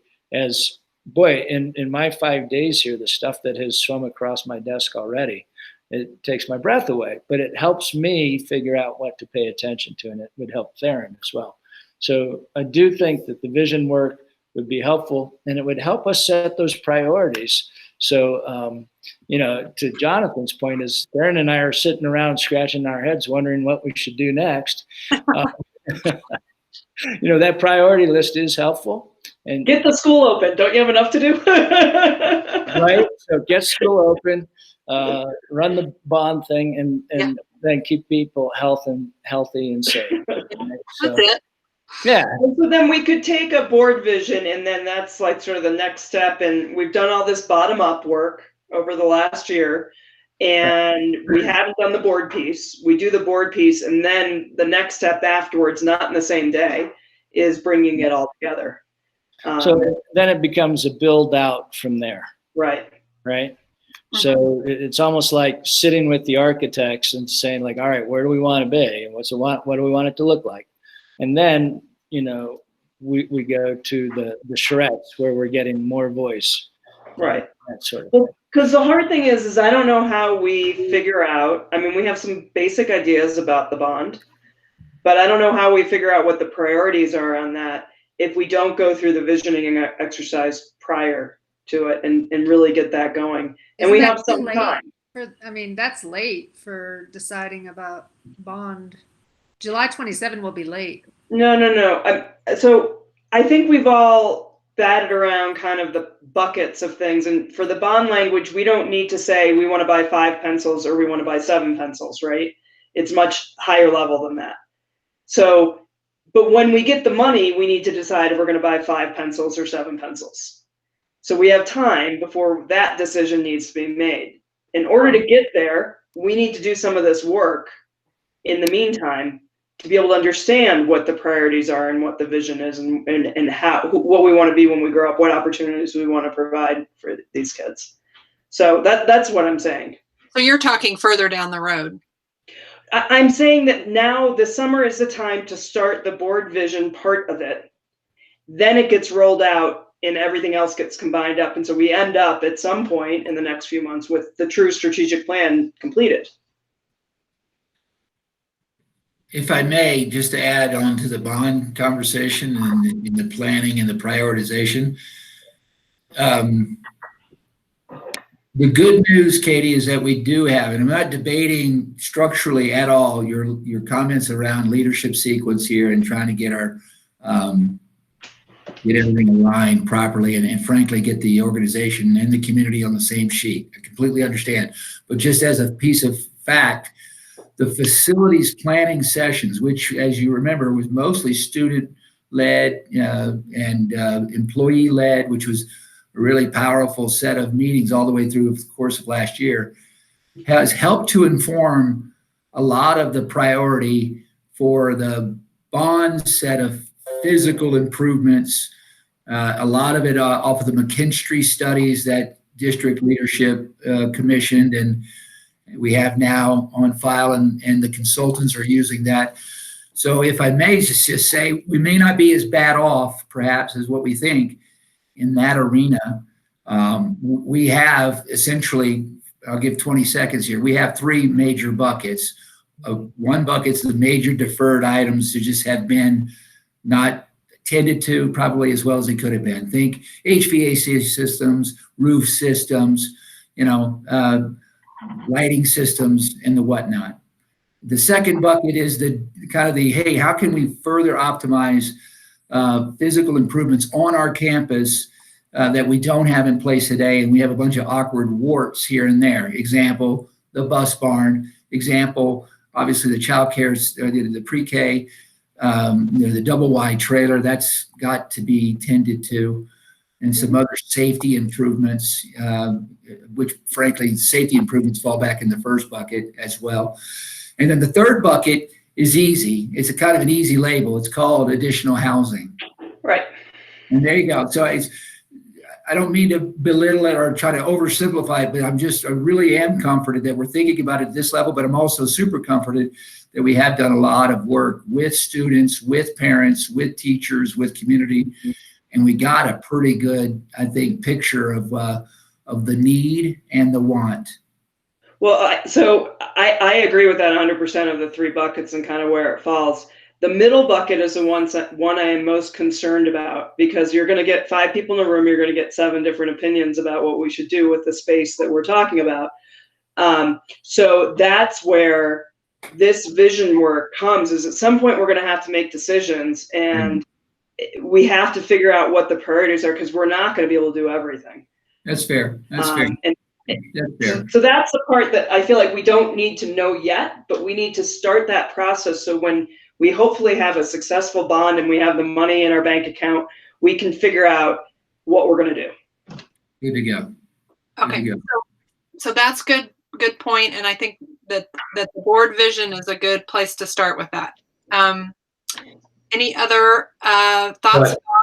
So just a question then, I would feel really bad if we had a whole day and just talked about vision, to be quite honest, and didn't talk about what needs to get done. So, and if finishing the vision is one of the list of to do, and these are the 10 things we got to get done in the next year, that's fine with me. And then we work on that first is also fine, but let's just make sure we come away with alignment out of this meeting, because I think that's going to be the most important thing. I agree. Yeah, it work smoothly. Yeah, I don't think we would just do vision, and I actually think we could do, hopefully, in my mind, if we could do 3 things, they're pretty major things, but talk about that board vision, come out with our priorities that are sort of more action steps. But I also think it's really important. We don't need to delve into our whole governance model, but I think we need to talk about our roles as board members and roles of staff members. And I think that is going to help us be more efficient in our work. So if we could do those three things in this retreat, I would feel really happy. And to Katie's earlier point, I think the homework would be to, read the Fullen book and kind of at least scan some of the, I don't want to go down the policy sinkhole right now, because that is a huge bucket that will need addressing over time, just getting them current and fresh and in alignment with where we're going. But I do think that, those three buckets, board vision, board priorities, and board roles, would make for a full, robust day. And I think Ann could really help us get there. And then, as we've talked about in the past, we don't like to do the one and done. We're asking Ann to commit to 3 days of work with us as a leadership team over this year to, A, get the train out of the station, and B, make sure it's, in December, January, headed in the right direction. And then, June, July, kind of put a ribbon on the package to see how we've done, how we're doing, and do we need anything else? So, but at least for this first day, those three planks would make for a very full day. I would like to say that, speaking of the book, I read the book, and one of the quotes it uses from National School Board Association, which I've used a couple of times, repeat from the Colorado School Board Association conferences we've gone to, which is that we really need to talk about academics a little bit more if we expect our kids to do a little bit better. So I just wanted to put this out there, that I understand that all of the things each of you has mentioned has to occur parallel with raising the bar academically. But I think that it's kind of an elephant in the room and should actually be named. And I would love it if we could learn a little bit, even if it's only half an hour at our retreat, from whether it's Anne Delahunt, or I believe she works with Joellen. Do they know each other? I would love to have some feedback on preliminary audit thoughts, whether we have any answers yet by then or not. That we're weak over here, and we're really weak over here, and we're incredibly weak over here. And these are going to have to be the top 3 things we work on for the next 5 years. I'd love to have some preliminary thought as to where are we incredibly the weakest, and what are we going to have to, or have our vision really even our vision encompass as we spend a day together. I just want to, go ahead, Susan. Sorry, and I agree that academics should be included in this, and that's important not to lose sight of that. And so what I would say is, what I would like from, one of our consultants that is, knowledgeable in this, I would turn it around a little bit and say, how do boards drive effective academic achievement? And so that we're getting action steps for us, because this is our retreat. And I feel like we need to know how we can do work that actually promotes what we want to achieve with academics. So if we're going to add something like that, I think it should be for us, not like reporting on the curriculum audit, which is something else that we wouldn't do in a retreat. And just pragmatically, it's July 8th today.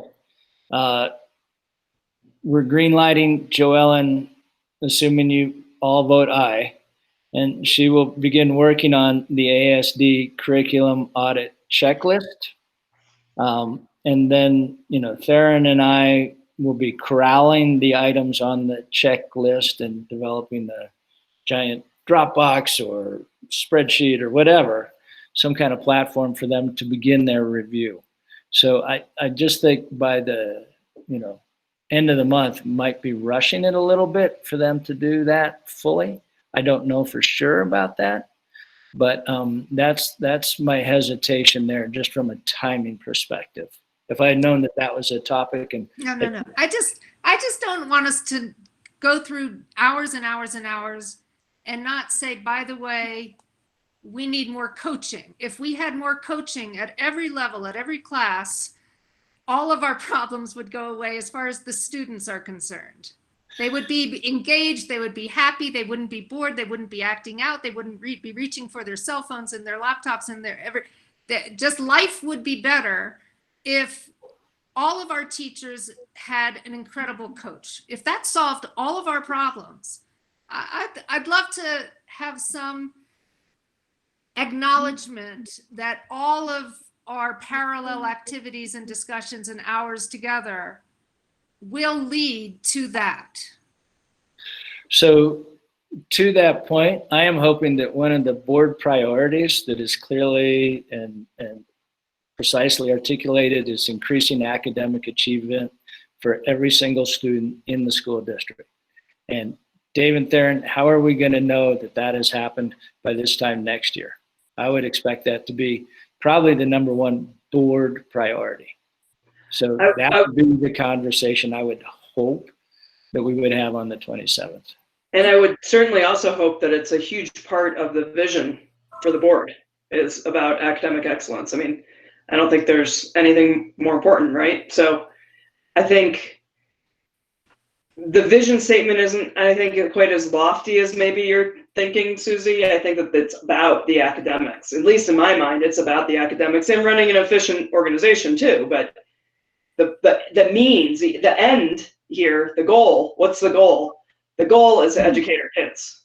The goal is not to have the best gymnasium. That hasn't always been articulated in my first 2 2/3 years. It has not been articulated.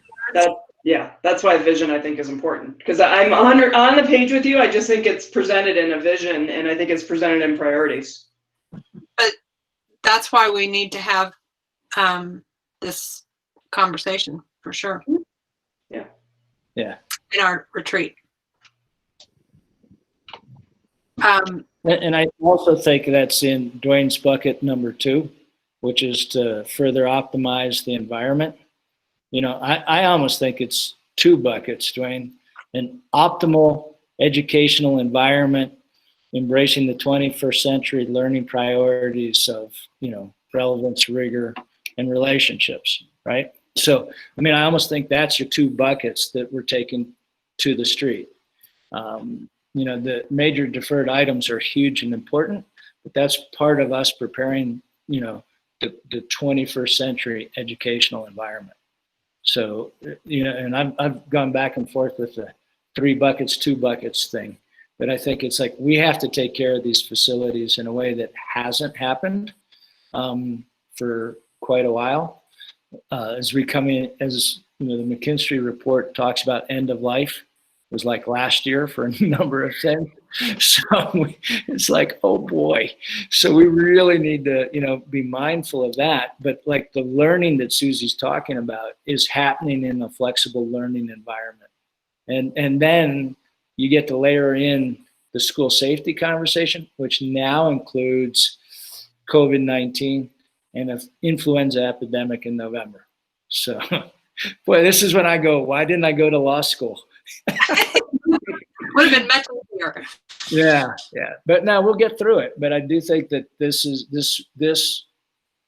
is vital that we bake in the academic conversation in every conversation. All right. Okay. Okay, So maybe I would only close saying is, Susan, I think we're all aligned around the first 2 are the most important. And then so if we prioritize those and don't get to roles and responsibilities into depth. No, I'm not okay with that. We need that. I could have actually given a lesson in roles during this conversation. So I think we need, it's really important. And I think we'll learn a lot and we'll also be more efficient. So I'm pretty hardcore on that one. Okay. And I don't think it'll take a long time. I just think I would like to just say that I feel a little bit allergic to like edubabble, as I think I've shared. I just can't. I don't like it. I like clarity in words. And when I read these two proposals, they had the one that Dave is recommending had such clarity. There was no edubabble. I was so happy. And the other one had a lot of edubabble, and I just didn't understand any of it. And I have a medical degree, and I should be able to understand well put together sentences that I really could not. And so I feel comfortable that Anne Delahunt is not going to waste our time. Yeah. And I think, Jonathan, your concerns, which I probably would otherwise share, I'm not at all worried about, because Dave doesn't indulge in edubabble and Theron doesn't indulge in edubabble, and none of the five of us does. So we're golden. We're gonna be so good. I'm so optimistic about this Anne Delahunt with no edubabble. Okay. She's pretty plain spoken. I'll grant her that. So. Okay. Any other thoughts about Dwayne? Nope. Oh, dude, I'm not stepping in front of you. You're going to run me over. What are you kidding me? I love it. I love it. I love Every it. once in a while, I got to put my foot down. Dude, I'm totally digging it. And that is not edubabble. Just be open to the fact, Susan, that we may not all agree with you on how a board should run. So we need to have that conversation. Absolutely. So yep. I know we're probably not obeying our current rules and how we do things, but that doesn't mean that I, for one, agree with the current rules. So I think it's definitely a conversation worth having. That's why we need to have it, because if we're not on the same page, we can't go anywhere. And so I think Dave was a little soft-spoken when he mentioned the homework, but I'm going to reiterate what the homework is for our retreat. And that would be, I think it's important to read the book. It's called what again, Dave? I have it and I've started it. Governance Core. Governance Core. Jonathan's got it right there. Great. Good job, Jonathan. I think it would be helpful if there is some background material that can be gathered in one place that we should all have prior to doing the board vision piece as well. There's probably some homework to be done there also. I'll reach out to Anne and have her send us a couple of readings around establishing vision. Thank you. A couple of short readings. But you asked for them to be more of a page turner than the first one? Well, it would be nice if we kind of went into this with a consistent view of what a vision is, what we're trying to create.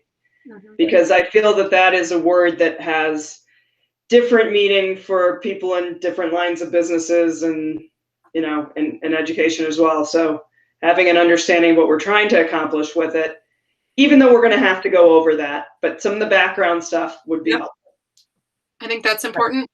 I also, Dave mentioned this, but he was very quiet about it, but I think everyone should just read through our policies. Don't go into, a coma or fall asleep, because it's not going to be exciting reading probably, but just to know what we have policies about currently, because if we're going to, look at, I think it's important to know how we have things set up now and how we might want to change that going forward.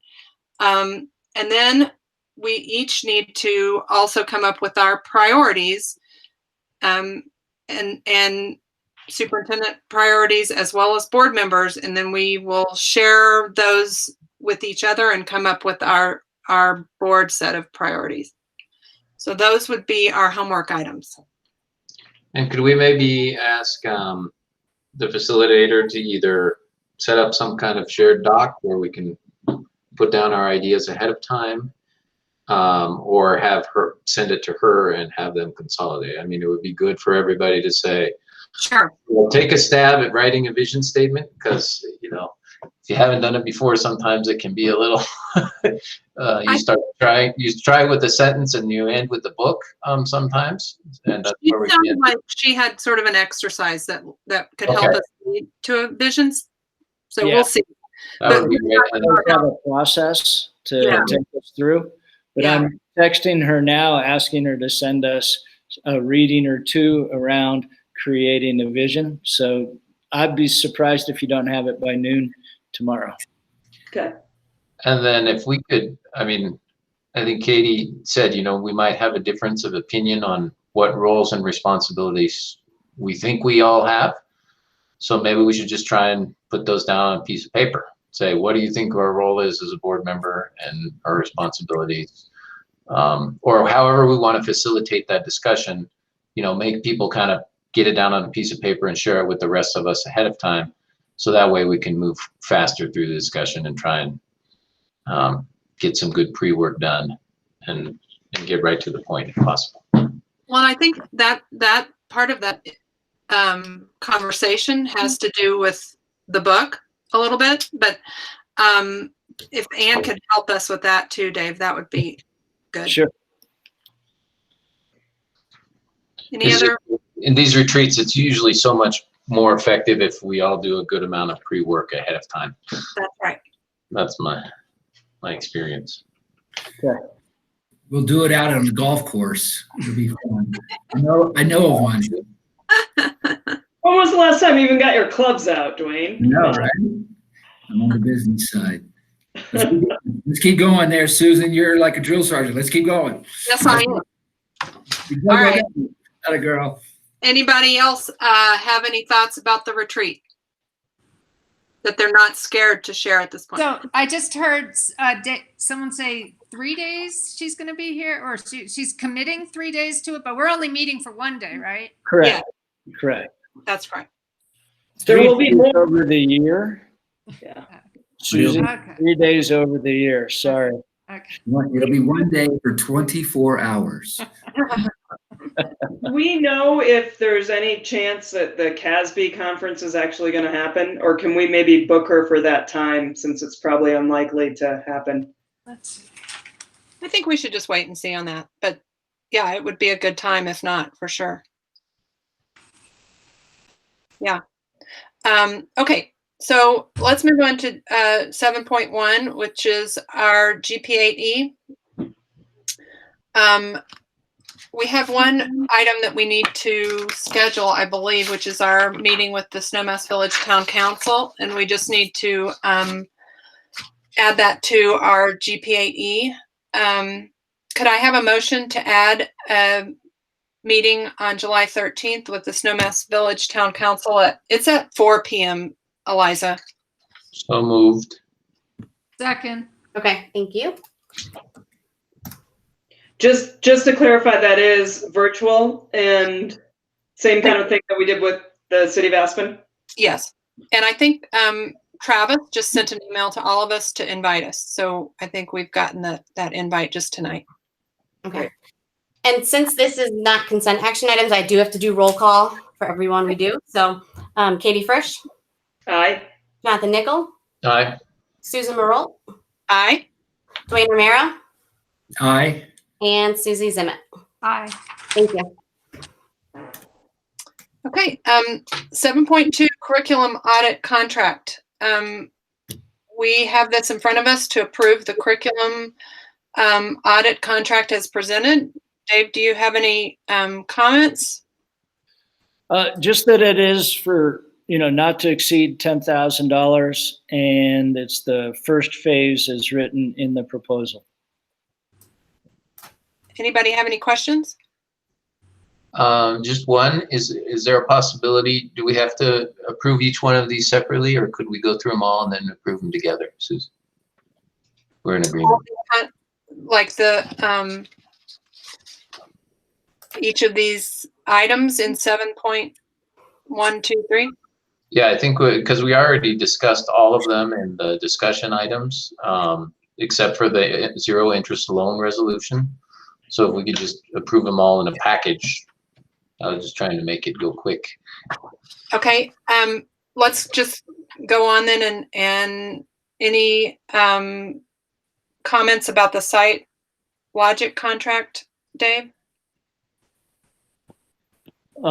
Just as presented to the board, it's an in-depth study. It will be paid for out of the CARES money in all likelihood, and it will give us a lot of information as to whether we can implement the bipolar ionization for the health and safety of staff and students. Dave, one quick question on that. Are there other technologies besides bipolar ionization that people are using for HVAC filtration systems, or is this kind of the gold standard? My understanding, Katie, is that this is the gold standard for HVAC systems. The other ones tend to be sort of chemical type fogging for disinfectants and that sort of thing. Okay. We are using some of that technology on our buses. And I know Reagan and Gary, when he was here, had been moving in that direction. And I think they have 1 or 2 foggers. Linda, you may be more familiar than I with that. But from a building-wide perspective, some schools are fogging pre-arrival of kids, and then others are fogging afterwards. So, but this is an air quality thing. And as far as I've been able to find, it's being used in a number of different districts to aggressively secure the facilities really against. Yeah, I just wanted to make sure we weren't already down a level from, this is what you can do and this is one technology and we're asking someone to evaluate that technology. It's that kind of evaluating our options at the same time, and then I'm for that. No, this is the best one that I've been able to find. Okay. And this is in talking with a number of different companies and school districts around the country. Okay. Okay. And then our retreat facilitator contract. Dave has presented to us. Comments, Dave, or questions from anybody? I would just assume it's the same, Dave. It would be if we don't complete all 3 days with her, it's kind of as you go, right? That's correct. Yeah. Okay. Any other comments or questions on any of these 3 contracts before we vote? Are we going to do the zero interest loan one too, or no? I guess we could do that all at once too. Yeah. Linda, do you want to just talk to us a little bit about the zero interest loan? We've talked about this before, I know. Yes. You guys are all aware of how the program works. And last year we joined the club, if you will, and we got in on the program. And every year we have to fill out this resolution. It's a very boilerplate. It's the same resolution that's done across all districts that participate in it.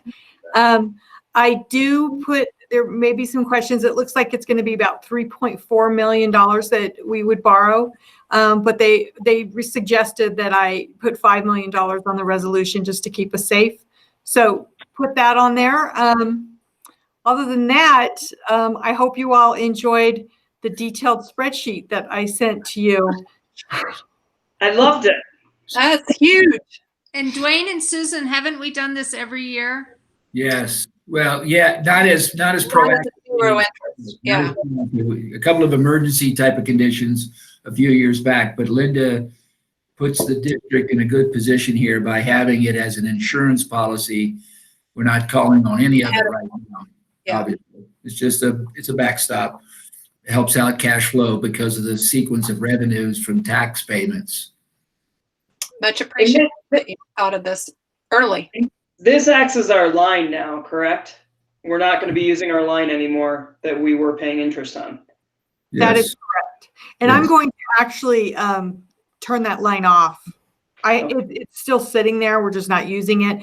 But I don't want to do a resolution or do anything. I'm just going to turn it off with Alpine Bank.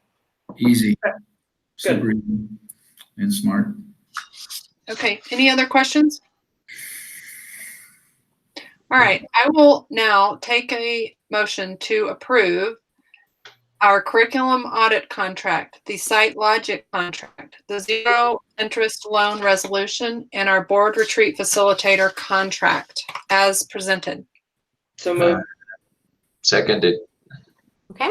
And roll call, Katie Fresh, Aye. Jonathan Nickel, Aye. Susan Merle, Aye. Dwayne Romero, Aye. and Susie Zimmett. I just want to clarify, we didn't talk about the employee housing rental unit, did we? Not yet. Okay, No. aye. Okay, thank you. So moved. Which is next up, the employee housing rental unit. So Linda and Theron, do you have some information for us about this? We do. We do. So here I'm going to present something for you guys to take a look at. Great.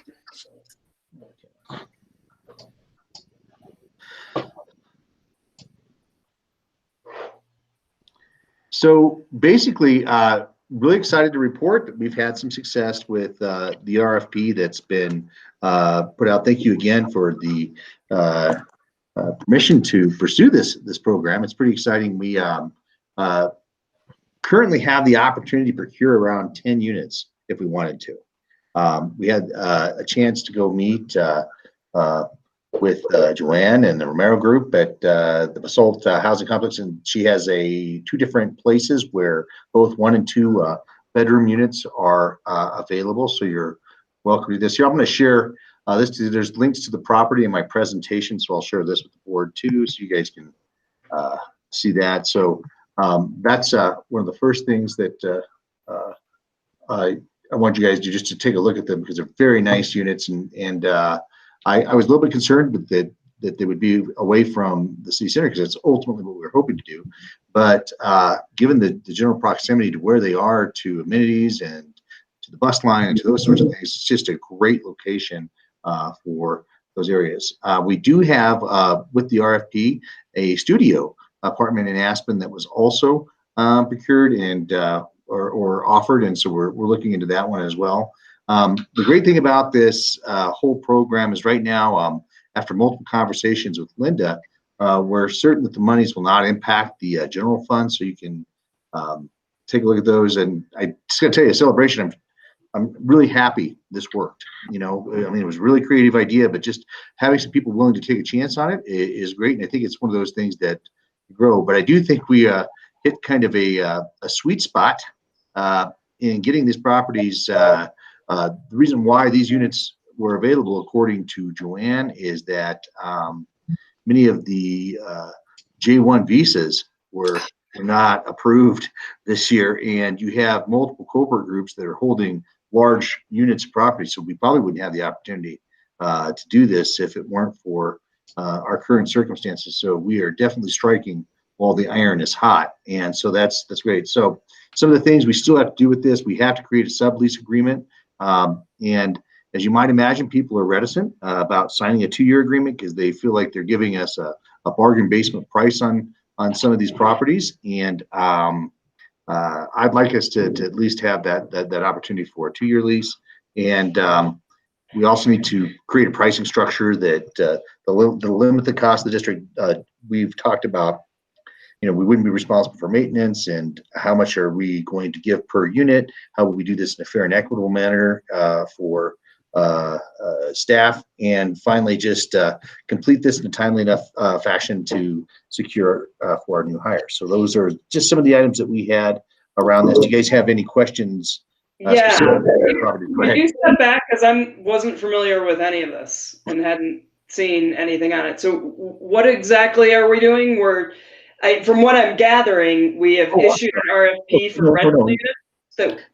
So what had been proposed, and we had a conversation, I think back in June, about a way to mitigate some of the housing issues that we had, is that we could put an RFP out to the community and ask for anybody that on free market housing, that if they had any units that would be available, that the district would procure those units and pay down that amount to our current rental levels. So there would be a way. So for example, if the property was a $2,500 2-bedroom unit free market, we typically charge around $1,500 a unit for that. We would pay it down to the gap to do that. And the hope was to take the money from our current rentals in order to pay that gap and to make these free market properties affordable for employees, or at least match the employee rates that we're having there. And we could do that until we had a little bit firmer ground with the bond in procuring more housing.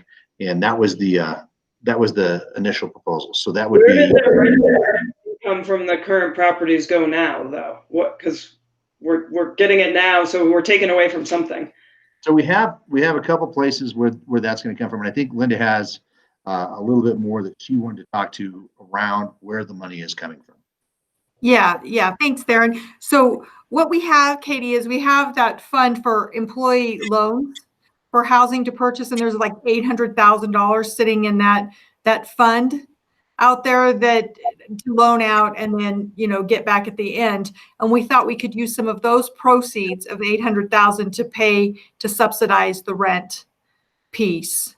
So where we're not firm at yet, because this is early phases of just looking at the opportunities that's out there, is how much we would subsidize per property. Because we want to make it fair, but then again, we don't want to give away the farm also on these properties. So we're working with Molly, and Darren and I have all been trying to put our brains together on what a good amount should be. Should it be $600 that we subsidize in on there, but still make it comparable to the other rental properties that we have?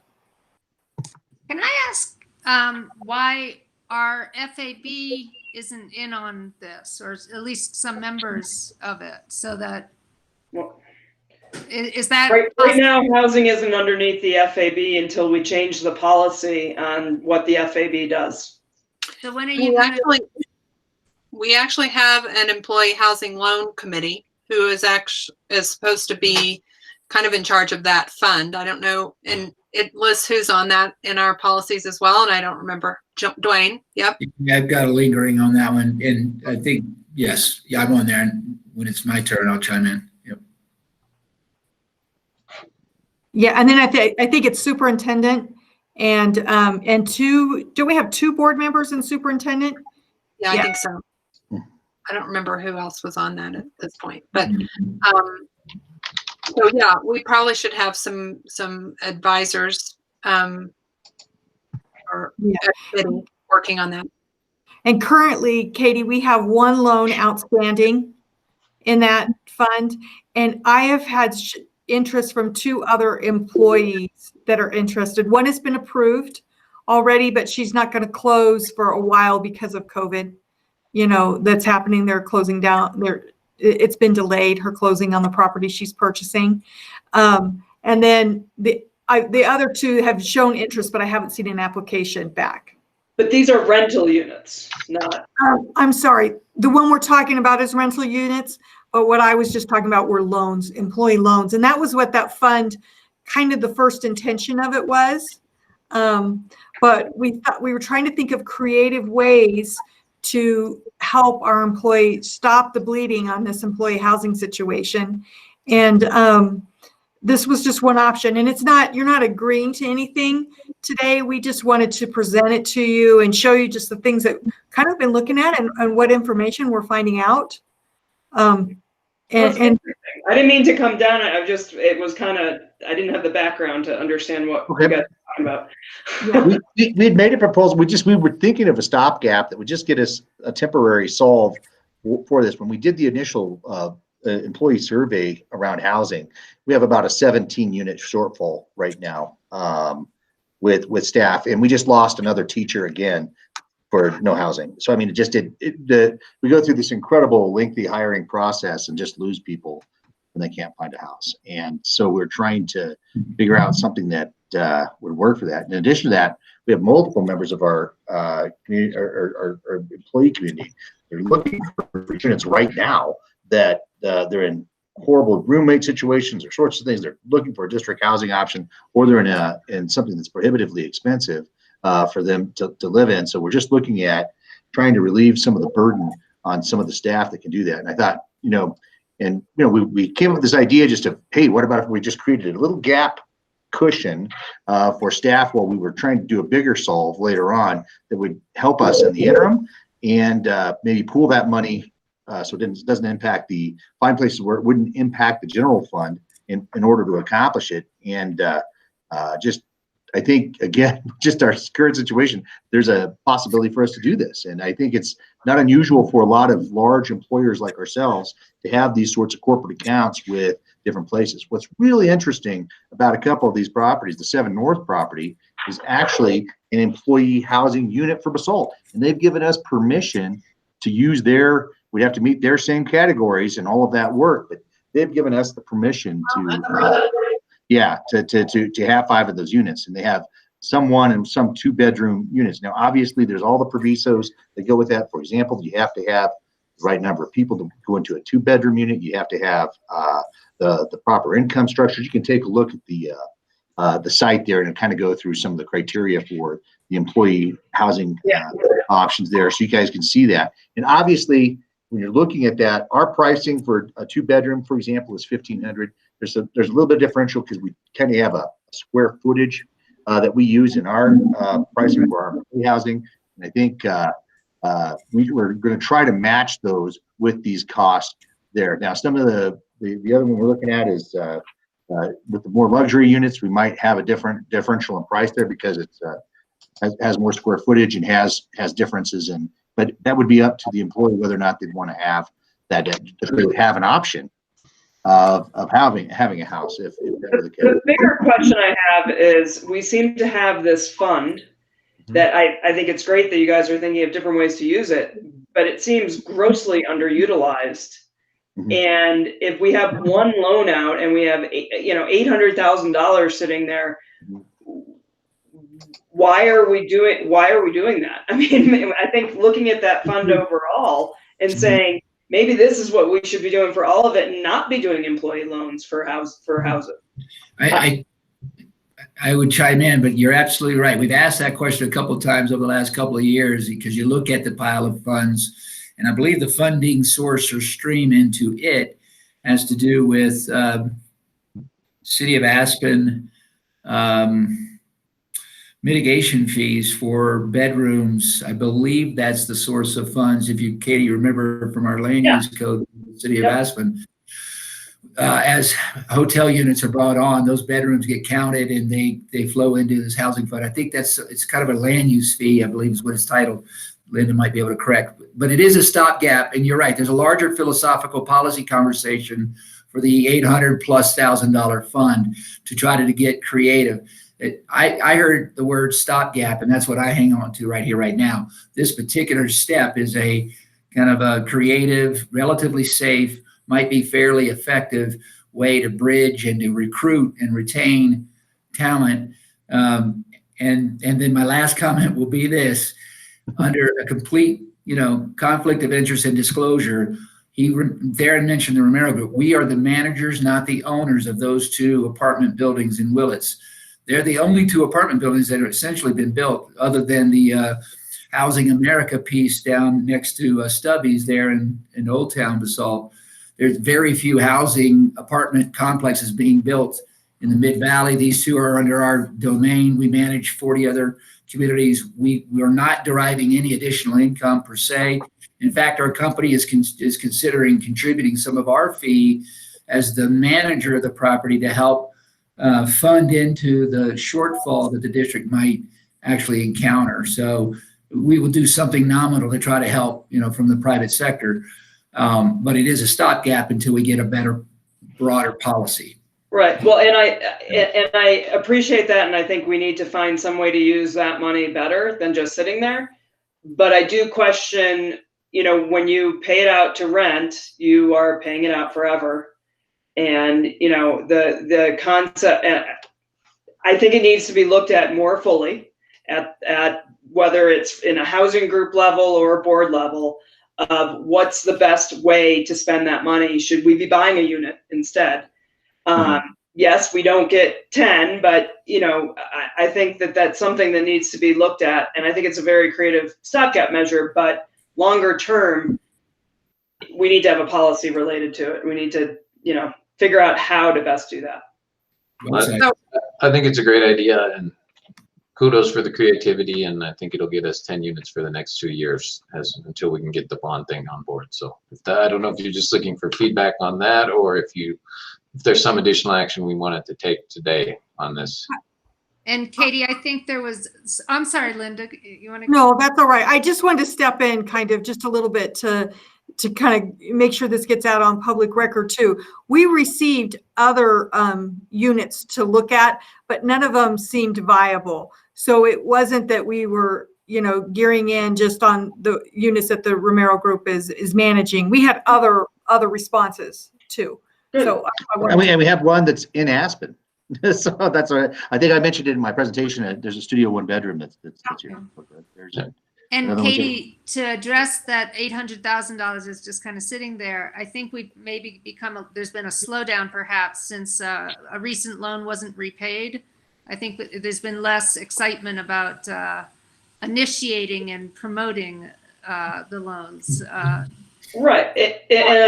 Realizing that history, and the question is should we be in that business, or are we better serving our entire staff by doing these types of things instead of doing loans? I don't know the answer. I just think we need to be asking that question.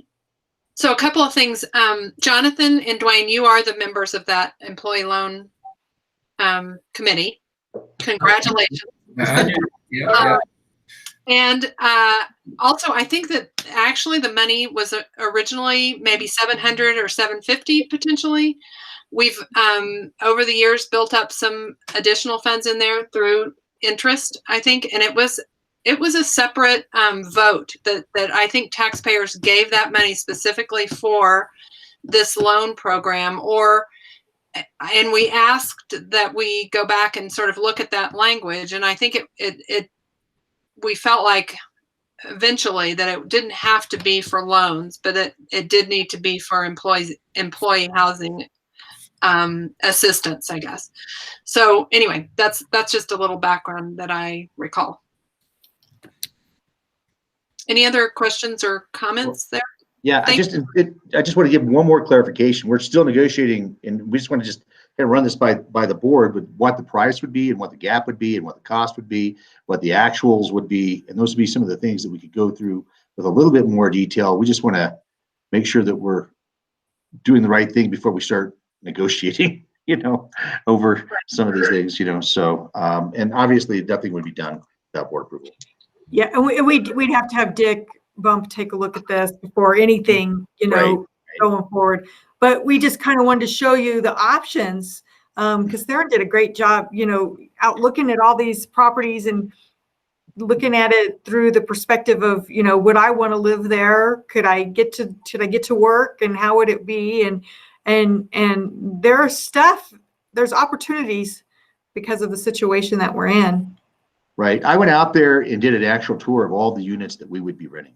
And so it would be, we have actually had a boots on the ground. When I asked myself, would I live there? Would somebody else live there? We wanted to make sure this is something that would be what an employee want to do. And I'm going to tell you, my findings are pretty strong that it's an incredible location. And I just think given its proximity to the bus line and those sorts of things, it's not something that would be putting it's not NAS and Snowdust that would be putting a second class sort of imprint on it. I think would be something that would work really well. I think people like to live there. And so covered parking, there's a lot of great storage unit downstairs with some of the units, and some actually allow dogs. I mean, so but each one is different. So I don't want to make a statement. I had no idea you had such talents and knowledge in property. Well, I have none of those sorts of things. I just housing is one of those things that we're going to have to deal with, and you have to become familiar with that. I think if you're going to be doing any hiring in Aspen, and I just think that's. And Theron is starting the Mulberry Group, and so Dwayne, just so you know. So I'm guessing this rental. Our loan committee is not very active since we didn't know who was on it. How often does it meet? As needed. You know what? needed. There's no standing meeting. It's only been as needed, and it's obviously. So should we revamp the We haven't had a 800? meeting since Jonathan's been on, obviously. I think the last one was what Linda's talking about here now. I mean, before that, we had the HR director, as you I'm well. just looking. We have such talent. We have Dwayne and Jonathan and Susan and Katie. Such talent in this area, and we have Here it comes. Here it comes. You didn't include yourself in the talent. I'm not a talent in real estate. I have other talents, but I do have no talent in real estate. So, and we have Theron, our assistant superintendent, with this newfound talent. I just wonder if our experts on the board can sort of stay in the loop a little more. I mean, I'll put myself in. I don't want to be lazy, and I'll put myself in the running. But I feel like this is such important stuff, and we have a committee. It doesn't meet. It doesn't have a lot of loans. But can we be more involved? Whether it's the FAB or make the loan committee meet or something. Yeah, I think we just use the committee that we have, and now that Jonathan and Dwayne remember that they're on it, we're I always have remembered. I know you. Hey, Theron, how many times have you and I met in the last couple of weeks on this topic? I can't believe my board members are doing this right now. What about Jonathan? That's the problem. They just fell off the truck or something? Come on. Let's get on with it. Let's get on. Yeah. Okay. Come on, let's go. Do we need to approve this? No, I think, well, It was informational at this time. Okay. And I think it's, I think both of these sort of prongs are very innovative, both the housing loan, which I think is a great idea, but it depends on people who are willing to take the loans. And that's part of it. But then also Theron has been talking about this, and that's why it was June or end of May that I think we did. Right there, right? Yeah, somewhere. Yeah, right in there that we did talk about rolling out this RFP to explore this sort of alternative housing. Yeah. And, and to Susie's point about everything comes back to academics, teacher churn is one of the greatest inhibitors to advancing academic growth. So, I do want to recognize Theron and Linda for their work around this sort of innovative way of thinking about using resources we already have. So this was informational this evening.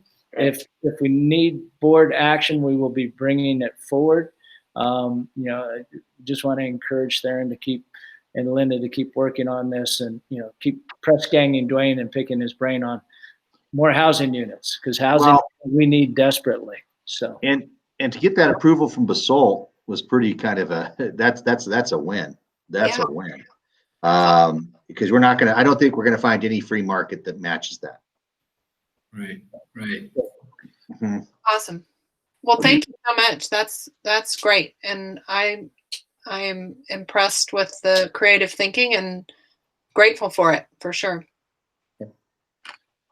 All right. So any other questions or comments on that agenda item? We are now at our consent agenda items. Can I have a motion to approve those as presented? So moved. Second. Okay. Your call, Eliza. Aye. Jonathan Nickel. Aye. Susan Merle. Aye. Dwayne Romero. Aye. And Susie Zimmett. Aye. So it's moved. Okay. 9.1 is our next regular board meeting draft agenda, which we do not have a regular board meeting coming up with an agenda, but we do have our retreat. So that's what we discussed earlier in our meeting, and we will firm up that agenda and share materials around so that we can adequately prepare for that. But our next meeting is July 27th, I think. Yeah. That's right. Our future 9.2, our future meeting work session topics, we're working to kind of make that sort of ongoing to-do list. So we have the things that we want to keep track of and get finished, and who's responsible and what the status is. And we're going to continue to sort of clean that up and streamline it so that it is more reflective of what all we've got going on. But we did move off some of the things that we had accomplished so that we can just keep focused on what we're working on going forward. Question on the middle school math that was kind of moved off the agenda. Are we clear, or Dave, I guess, are you clear on what's happening with that in the fall? Or could you make us clear on what's happening with that? Well, there continues to be a lot of questions around it. Theron and I have met with them in depth, the principal, assistant principal, and one of the teachers. If the board has any questions or fielding questions from parents, we're going to task the middle school team with creating a response to the questions. We didn't want to take up board time. They did roll out to parents that, for every parent, that is concerned about how it's rolling out, appears to be parents who are not unhappy with it. They understand that this is not a definitive forward move. They are moving forward as they had rolled it out. But any kind of questions any board members or community members have, they should send to myself. And then Eliza is going to help me create an FAQ around the middle school math questions so that we can respond to those. Okay. Just to understand, does that mean it's moving forward as presented? For this year, yes. Oh boy. David, then I would just have, if that's the plan, Dave, a couple of requests, because I have gotten feedback that people are actually thinking about leaving the school because of this and going to another school. So, so I would say, and I think a lot of the worries that I've seen are, one, it hasn't been well explained, so that I think, at least with all the evidence that they've given us, that same evidence has not been presented to the parents to be able to get them on board and in agreement with this. So I would request that happen as quickly as possible. I know it's tough now that we're in summer. The other thing I would think that is really important is to understand the training that's going to be done. I read through the material that was sent to us, and the critical component of the success was the training. And the 8 days of training over the summer was what these people did to get those improved results. The other comment I would have is there were 2 ways to implement it.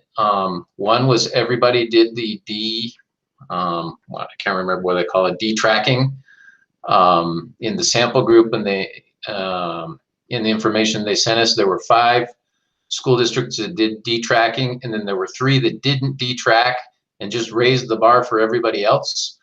So I would say, please explore those 2 alternatives, because we're going with the D-tracking one, which has it's just creating anxiety among the parent and student population when they presented it to us. So maybe we can go with the other option, which was don't detract and just raise the bar for everybody. And then you kind of get into that. And then the final one would be just looking at the way the teachers themselves evaluated our professional development. In the middle school, it was really actually fairly poor. And when you compare it to the state averages, so our own teachers don't think we're doing a very good job of that. So how are we going to make sure that we really do that to make sure we have success with this? Because we don't want to start it, and if that's the intent, and then stub our toes if we really believe that this is the long-term best way to do this. Yeah, we asked Liz to provide us with how they're providing the training and the support for the teachers, and I don't have that yet, Dr. Mader. So we did ask her for that. We did ask to understand the training and support better around that. I know we had been talking about a math event, and they were trying to figure that out around the age of COVID, and they're certainly not opposed to rolling that out. And we can definitely, set that up in the near future. And, just another comment, I don't think, and the board our board office hours. There were both teachers that were in support of moving this forward, and there were also teachers who talked to me specifically about this program who thought we were going too fast. So those are the kind of things to take into consideration as you start evaluating this and looking forward to and looking at implementing it next year. Okay. So some of the things I liked was that we still haven't, the overall 8th grade algebra group numbers are actually a little bit more than they had last year. So that was one of the things that we heard. So that's still going to be a possibility. And those students that are gifted in those math areas would still be going to high school math curricula in those sorts of areas. So that would be addressed. And that was one of the things that they brought up that I think was worried about. What they're really looking at was that 6, 7, I would hope that they would come in and you could hear from Sarah and some of the others speak to what's happening there. But we're looking at impact. There were right now when we took a look at enrollments, there was no impact as to what that's going on. But to your point about raising the bar to have the 8th grade algebra, that was one of the conversations that we had as well. Yeah, now that you mentioned that, there was some good data, and in general, Liz put that together. I don't know if she's on the phone, or on the meeting, but there was some really good information in there, and I learned a lot. So kudos for that. One thing that would be good, and when they talked about how people did after they took 8th grade algebra, and they just talked about one cohort there, and if they could expand that information a little more to get a little bit more robust set of data, I think that would help as well with a lot of parents. If you go back and look, hey, look, we looked at this over 5 years, and people who took 8th grade algebra, this is kind of how it ended up. It wasn't, the key that we thought it was, or at least it's not, the way we're doing it now is not getting the result that we necessarily are expecting and or want. So what is it that needs to be actually adjusted? And I don't know, all of those things, but that's where you go. So one of the most frequent feedbacks that I've heard for probably 20 years, that prompted me to finally run for the school board was that we were weak in English and math. And so I looked into it very sort of scientifically, and I found that it's not just at the high school that the percentage of kids that really should be reaching for calculus and trig and algebra 2, it's not that they are stymied in the high school. It was turned out that when I looked back mapping, it was really troubles before the high school were huge. And so we know our test scores have not been doing very well. And so what I'm saying is doesn't come as a surprise, but to put off raising the bar another year for that top quartile, not the top 3% that Theron mentioned are going to the high school. I'm talking about the next 20% in the first quartile, top quartile. Those people historically have not been making a year's growth in 6th grade, in 7th grade. Sometimes we're lucky and they go to the high school more than 3% of them. Maybe it'll be 10 instead of 3 or 4.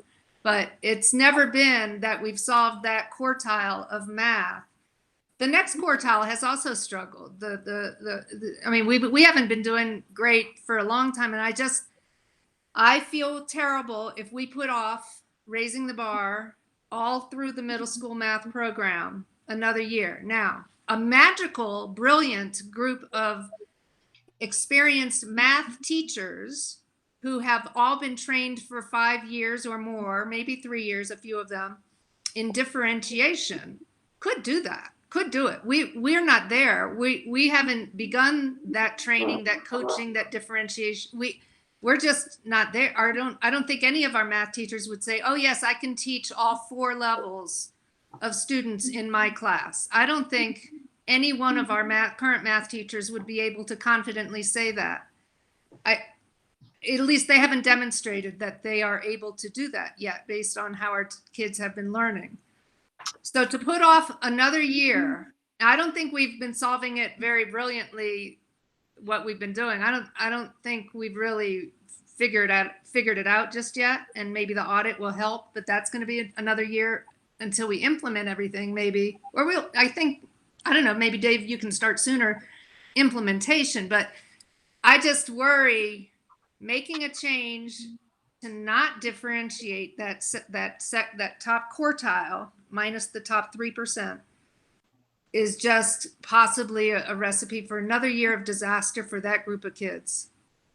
We shared these concerns in great detail, candidly, with Dr. Mater, Jason, and one of the teachers.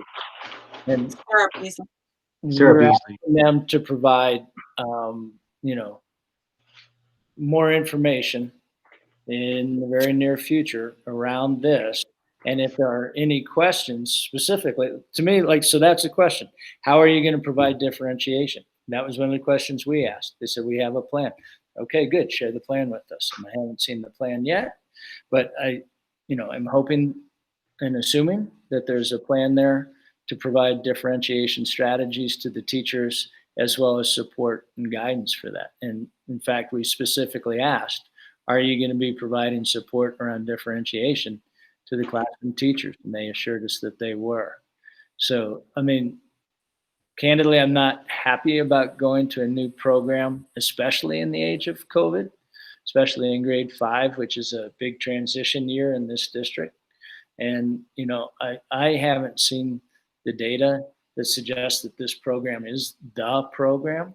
In fact, I don't believe in the program. I believe in developing teacher capacity, which is really what this conversation is all about. Well, so when we go through this audit, what are they going to be auditing? What we're doing historically, or what the plan is that we haven't actually done? Well, both. They're going to be reviewing all of the documents that the teachers are using in the classrooms and the pacing guidelines, that sort of thing. I mean, I understand, we've listened to all this. I have asked to have work sessions on this to talk about this in more detail, and I haven't felt like we've really been able to be a part of the conversation in the way that I think we do, because in my view, this is directly related to vision for the district and who we want to be, where we want these kids to be. My bias in this is that if you want kids to be prepared for STEM fields, they need to do algebra in 8th grade. Just that's the way the world works now. And so I'm concerned, deeply concerned, that this kind of change will affect what we're capable of doing in terms of a vision. And so that's why I want to have this conversation in more detail before the change has been made. And I feel frustrated because I feel like we've asked a couple of times to have this conversation in more detail before a change was implemented. Because to me, it's anathema to what we're trying, what I would like to accomplish as a board member in terms of raising the bar overall. I haven't been convinced that this is going to do it. I am convinced that it's going to make up for poor performance. I mean, in that data, 21% of 5th graders are at or above grade level of math. That's a really bad result, right? And so the answer in my mind is not, okay, hold everybody back to get them all on the same level. And I feel like that's what this solution is doing. And maybe it's a lack of understanding, but we haven't spent the time on it. So that's my frustration with all this. I think it's a step in the wrong direction. And I don't feel like we've had the conversations that we have asked to have, which is why I asked if it was still on the agenda or not for the next meeting. It seems to have been taken off like it's a done deal. So I don't know where to go from there. So what I can tell you is that there won't be changes without board approval moving forward, right? So I'm a little late to the dance, and this is not how I would recommend that instructional changes occur, right? It comes forward as an informational item. You have time to deliberate and ask questions. Many of you do your own independent research into programmatic issues, which I think is phenomenal. And there will be no changes without board approval moving forward. It was explained to me that this was how it's always been done here. And I was like, well, that doesn't make sense. They're the board and they need to approve these things. but I didn't even work for the district when I was told this. So, until this week, my hands have been pretty tied. And candidly, we feel like the horses have left the barn and it would be hard for us to get them back in, given the information we're getting. Do I think you should have more information? Sure. And we're going to provide you that. And the middle school will be part of that information sharing. And the question will be, when do we want to do that? So, the rest of it is any parents that want to discuss this further, either myself or Theron are happy to meet with the parents and Dr. Mader to discuss. Okay. Well, I would think, Dave, I don't think anybody, when the teachers thought about this, they were definitely trying to do what they thought was the best, and they entered into it with those intentions. But I think there definitely we had a breakdown in communication, and how that got communicated. And I'm sure they didn't want the result to be that people are now considering leaving the school district because of these types of programs. So we need to take do a hard reflection on those types of things. And then I would just, Jonathan Nickel personally asked that these guys go back and look at, if they got the successful numbers, the same ones that they were saying, in both either detracking or leaving the tracking and raising the bar for everybody else, just make a good evaluation and see if that would be something that would be that would lower the anxiety in the parents, at least, and the kids as well. So, and still be successful, because at the end of the day, those were part of the successful groups as well. So nobody's saying it's successful and then the problem just disappears, really. And there was a question about a math coach was funded, then was taken away from the middle school. Do we have the math coaching funding that is required to pull this trick off of suddenly having everybody being able to differentiate with minimal training? I feel like maybe we should have this conversation and share this information when we've put it on the agenda and people can participate widely. And I think that obviously there are questions, and I also think that as Dave suggested, if people submit questions that can then be the team can take some time to answer, and then we can kind of go about it that way. I feel like that could be a useful way to start this conversation. I think ultimately we need to have some information that is available and proactively put out there for parents so that they know what we're doing to address concerns and what we're doing to move this in a positive direction for our students. So if you all could maybe put these concerns or questions in writing so that we have them documented, because I'm not really clear when Jonathan talks about something or other, exactly what I forgot what you called it, but anyway, detracking. Like bin tracking? Is that what you mean? Yeah. Can we have a session on this? I really think that this is something. I get more questions and concerns from parents and from students in the middle school who are just so worried about this. And the school has not done a very good job communicating with those parents, or at least the parents certainly don't feel like that it's been done.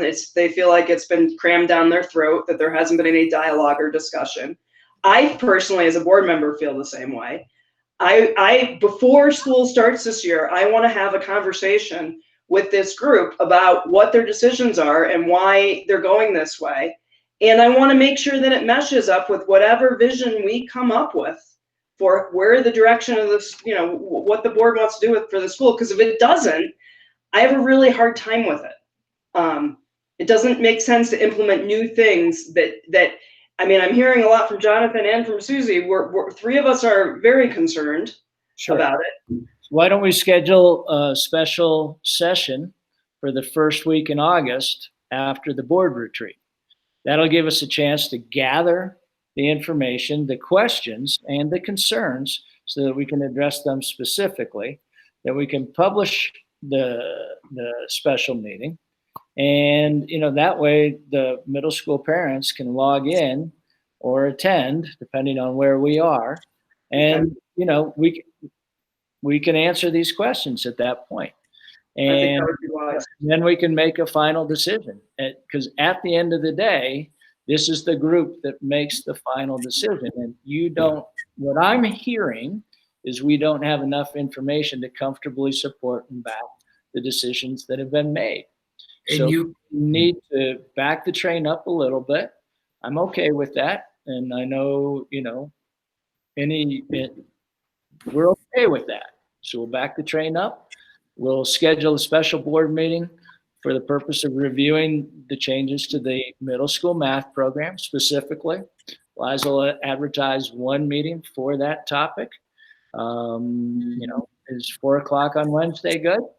And we can decide that over the next day or two. But we can definitely approach it that way. But I really would like to get some kind of, formal queries, questions, so that we can address them in a thoughtful manner, right? And I agree that the communication was a problem, and we said that yesterday. So, sometimes when you make that mistake, then you have to communicate 5 times more often, which is fine. Well, and to just let you guys know, Dave did a great job, I think, of really expressing where we were with this and the board's notion with this. It is hard to reverse the train once it's left the station here. So I think that was there's a lot of conversation that went on there. So. And then can we clarify for the public that's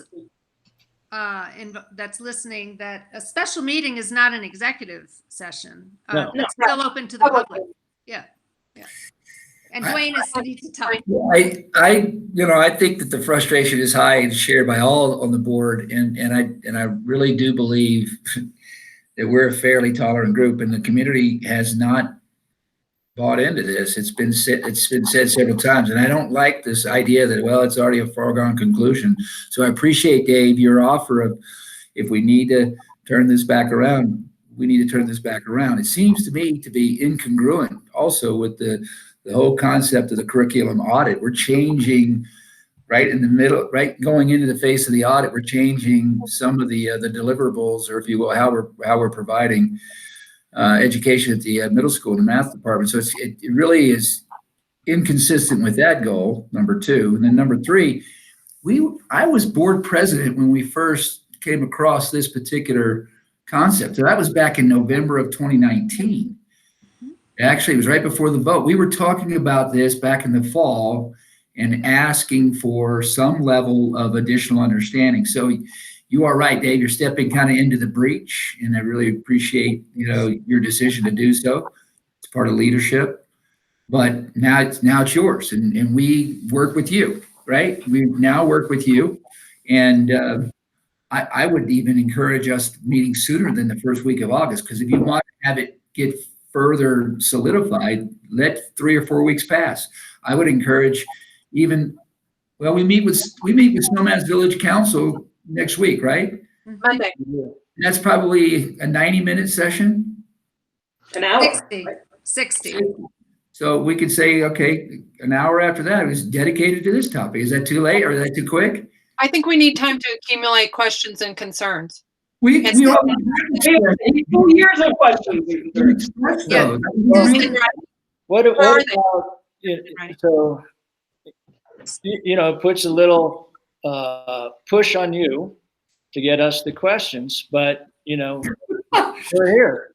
I can get you responses from 20 parents by tomorrow morning. I mean, these people are very upset about this. I have saved my 10 years of responses. I know, I got a couple of texts too. I have all of them.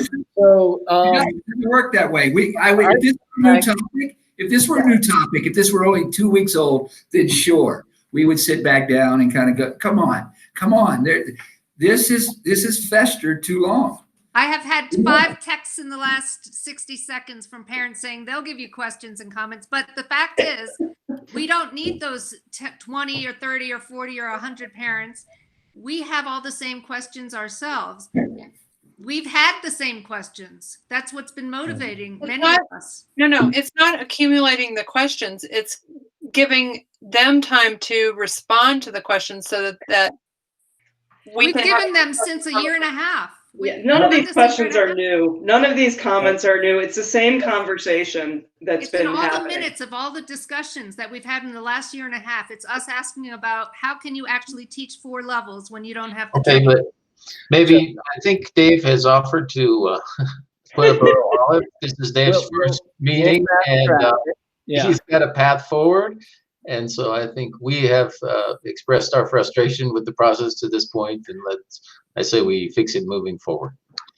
So I think Monday's a little fast. Maybe Wednesday be a little better. Plus we have to advertise, and we probably need more than, just a day or two. Fair enough. Yep, you're right. Can we try for next week though? Or the week after? I mean, I think I agree with Dwayne that waiting till August is probably, the schedules will be made, the kids will be in classes, and then it turns into a bigger barrier.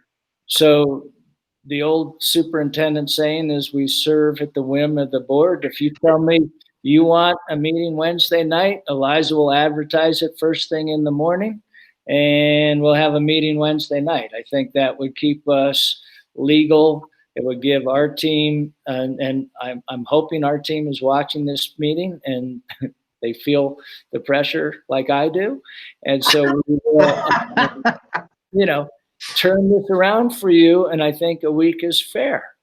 Okay. Especially if it's been a sore spot this long. So I think we have our marching orders for next week. I can't wait to see y'all then as well. So, and feel free to, forward the texts and the emails. Eliza will compile them and we will compress them so that we're not repeating ourselves over and over, because I suspect it's probably half a dozen questions or a variation thereof at most. And they're the questions that, Theron and I were asking the other day. And I think it's fair if the middle school wants this, that the middle school answers this. So, candidly, I think that's a reasonable way to move forward. I think it's timely, and I think it's responsive to the community. So, Madam President, is that okay as a summary? Yep, I think that's good. Fantastic. Yeah. I think it's, I don't want to belittle or not appreciate the work that the middle school team has done. And so that's one thing I just want to make sure that we're clear that we respect what they have, the work that they did to get to this point. And I'm sorry that in the last almost a year, we didn't have time to go through the process that needed to be done to move this to the next step, which is what we really want to do now. Indeed. And by the way, don't fall on your saber, Susan.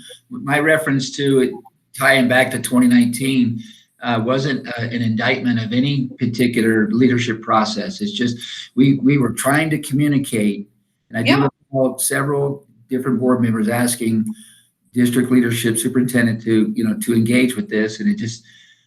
And we kept asking, and we were close right before COVID, I think, but still didn't happen. So we just need to go through the rest of the process, and this is part of it. So I think it's a good thing to do. Okay. Well said. Well said. We'll see y'all Wednesday night. Does that work for everyone, or should we float timing around? Wait, let me just look at Wednesday night. What time did we say? Well, it'd be 4 o'clock, right? Probably. I hope I'm not still filing tax returns. I might have a patient, but I can check. What we could. That's okay for me. This would be the only topic, correct? Can we Yes. make it 4:30? Can we make it 4:30? Yes.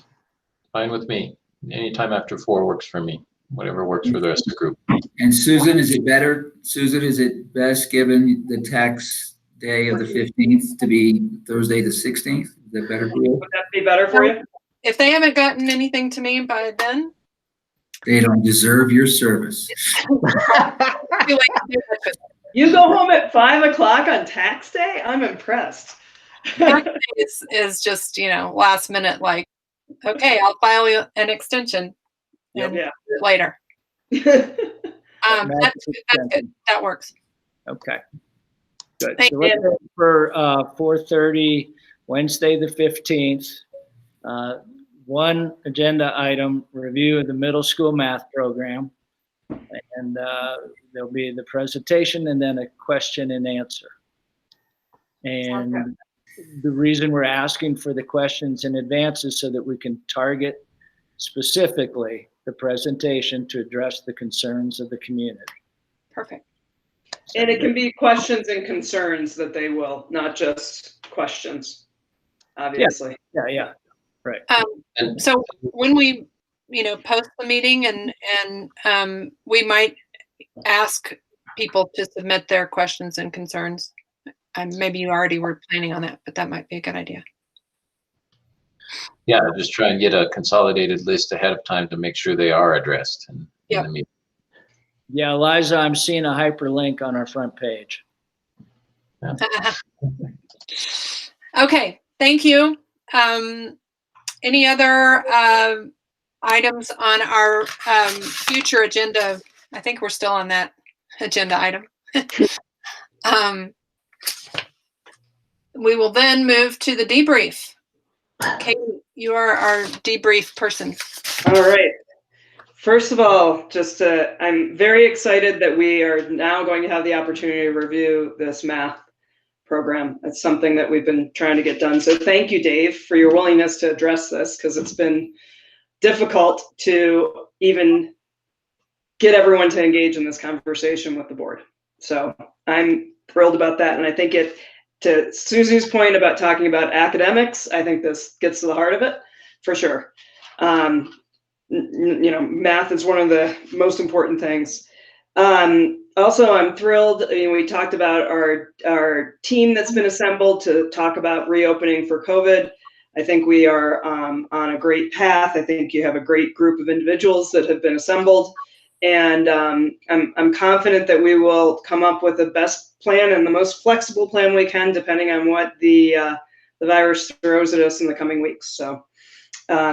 That also clearly addresses academics, because I think all the studies that have come out in the last few months have clearly shown that the synchronous model, whether you're online or in person, is much better than the asynchronous in terms of learning and socialization for the kids. And so I'm really excited about that. And hopefully people will keep wearing masks and we can get there. And then I'm also thrilled that we have a retreat agenda. I think that we have a lot to work on as a board, and we are going to be focused on what we're going to try to accomplish. And we're through a very big transition, or not through the transition. We're still in the transition, but we've gone to the other side of it. So I think we will. I think we'll be in a better place by the end of the summer and ready to go in the fall. I like the energy that's growing, and hopefully we can help create an environment and help lead the way for a great environment for the kids and teachers to come back and get back into their learning mode. So thank you all. Thanks, Katie. All right, it is, what time? 6:46, and I will take a motion to adjourn our meeting. Motion to adjourn. Second. Okay. Katie Frisch. Aye. Jonathan Nickel. Aye. Susan Marolt. Aye. Dwayne Romero. Aye. And Susie Zimmett. Aye. Meeting adjourned. All right. Yeah, guys. Thanks, everybody. Bye, guys. Bye. Bye-bye. Bye. Bye.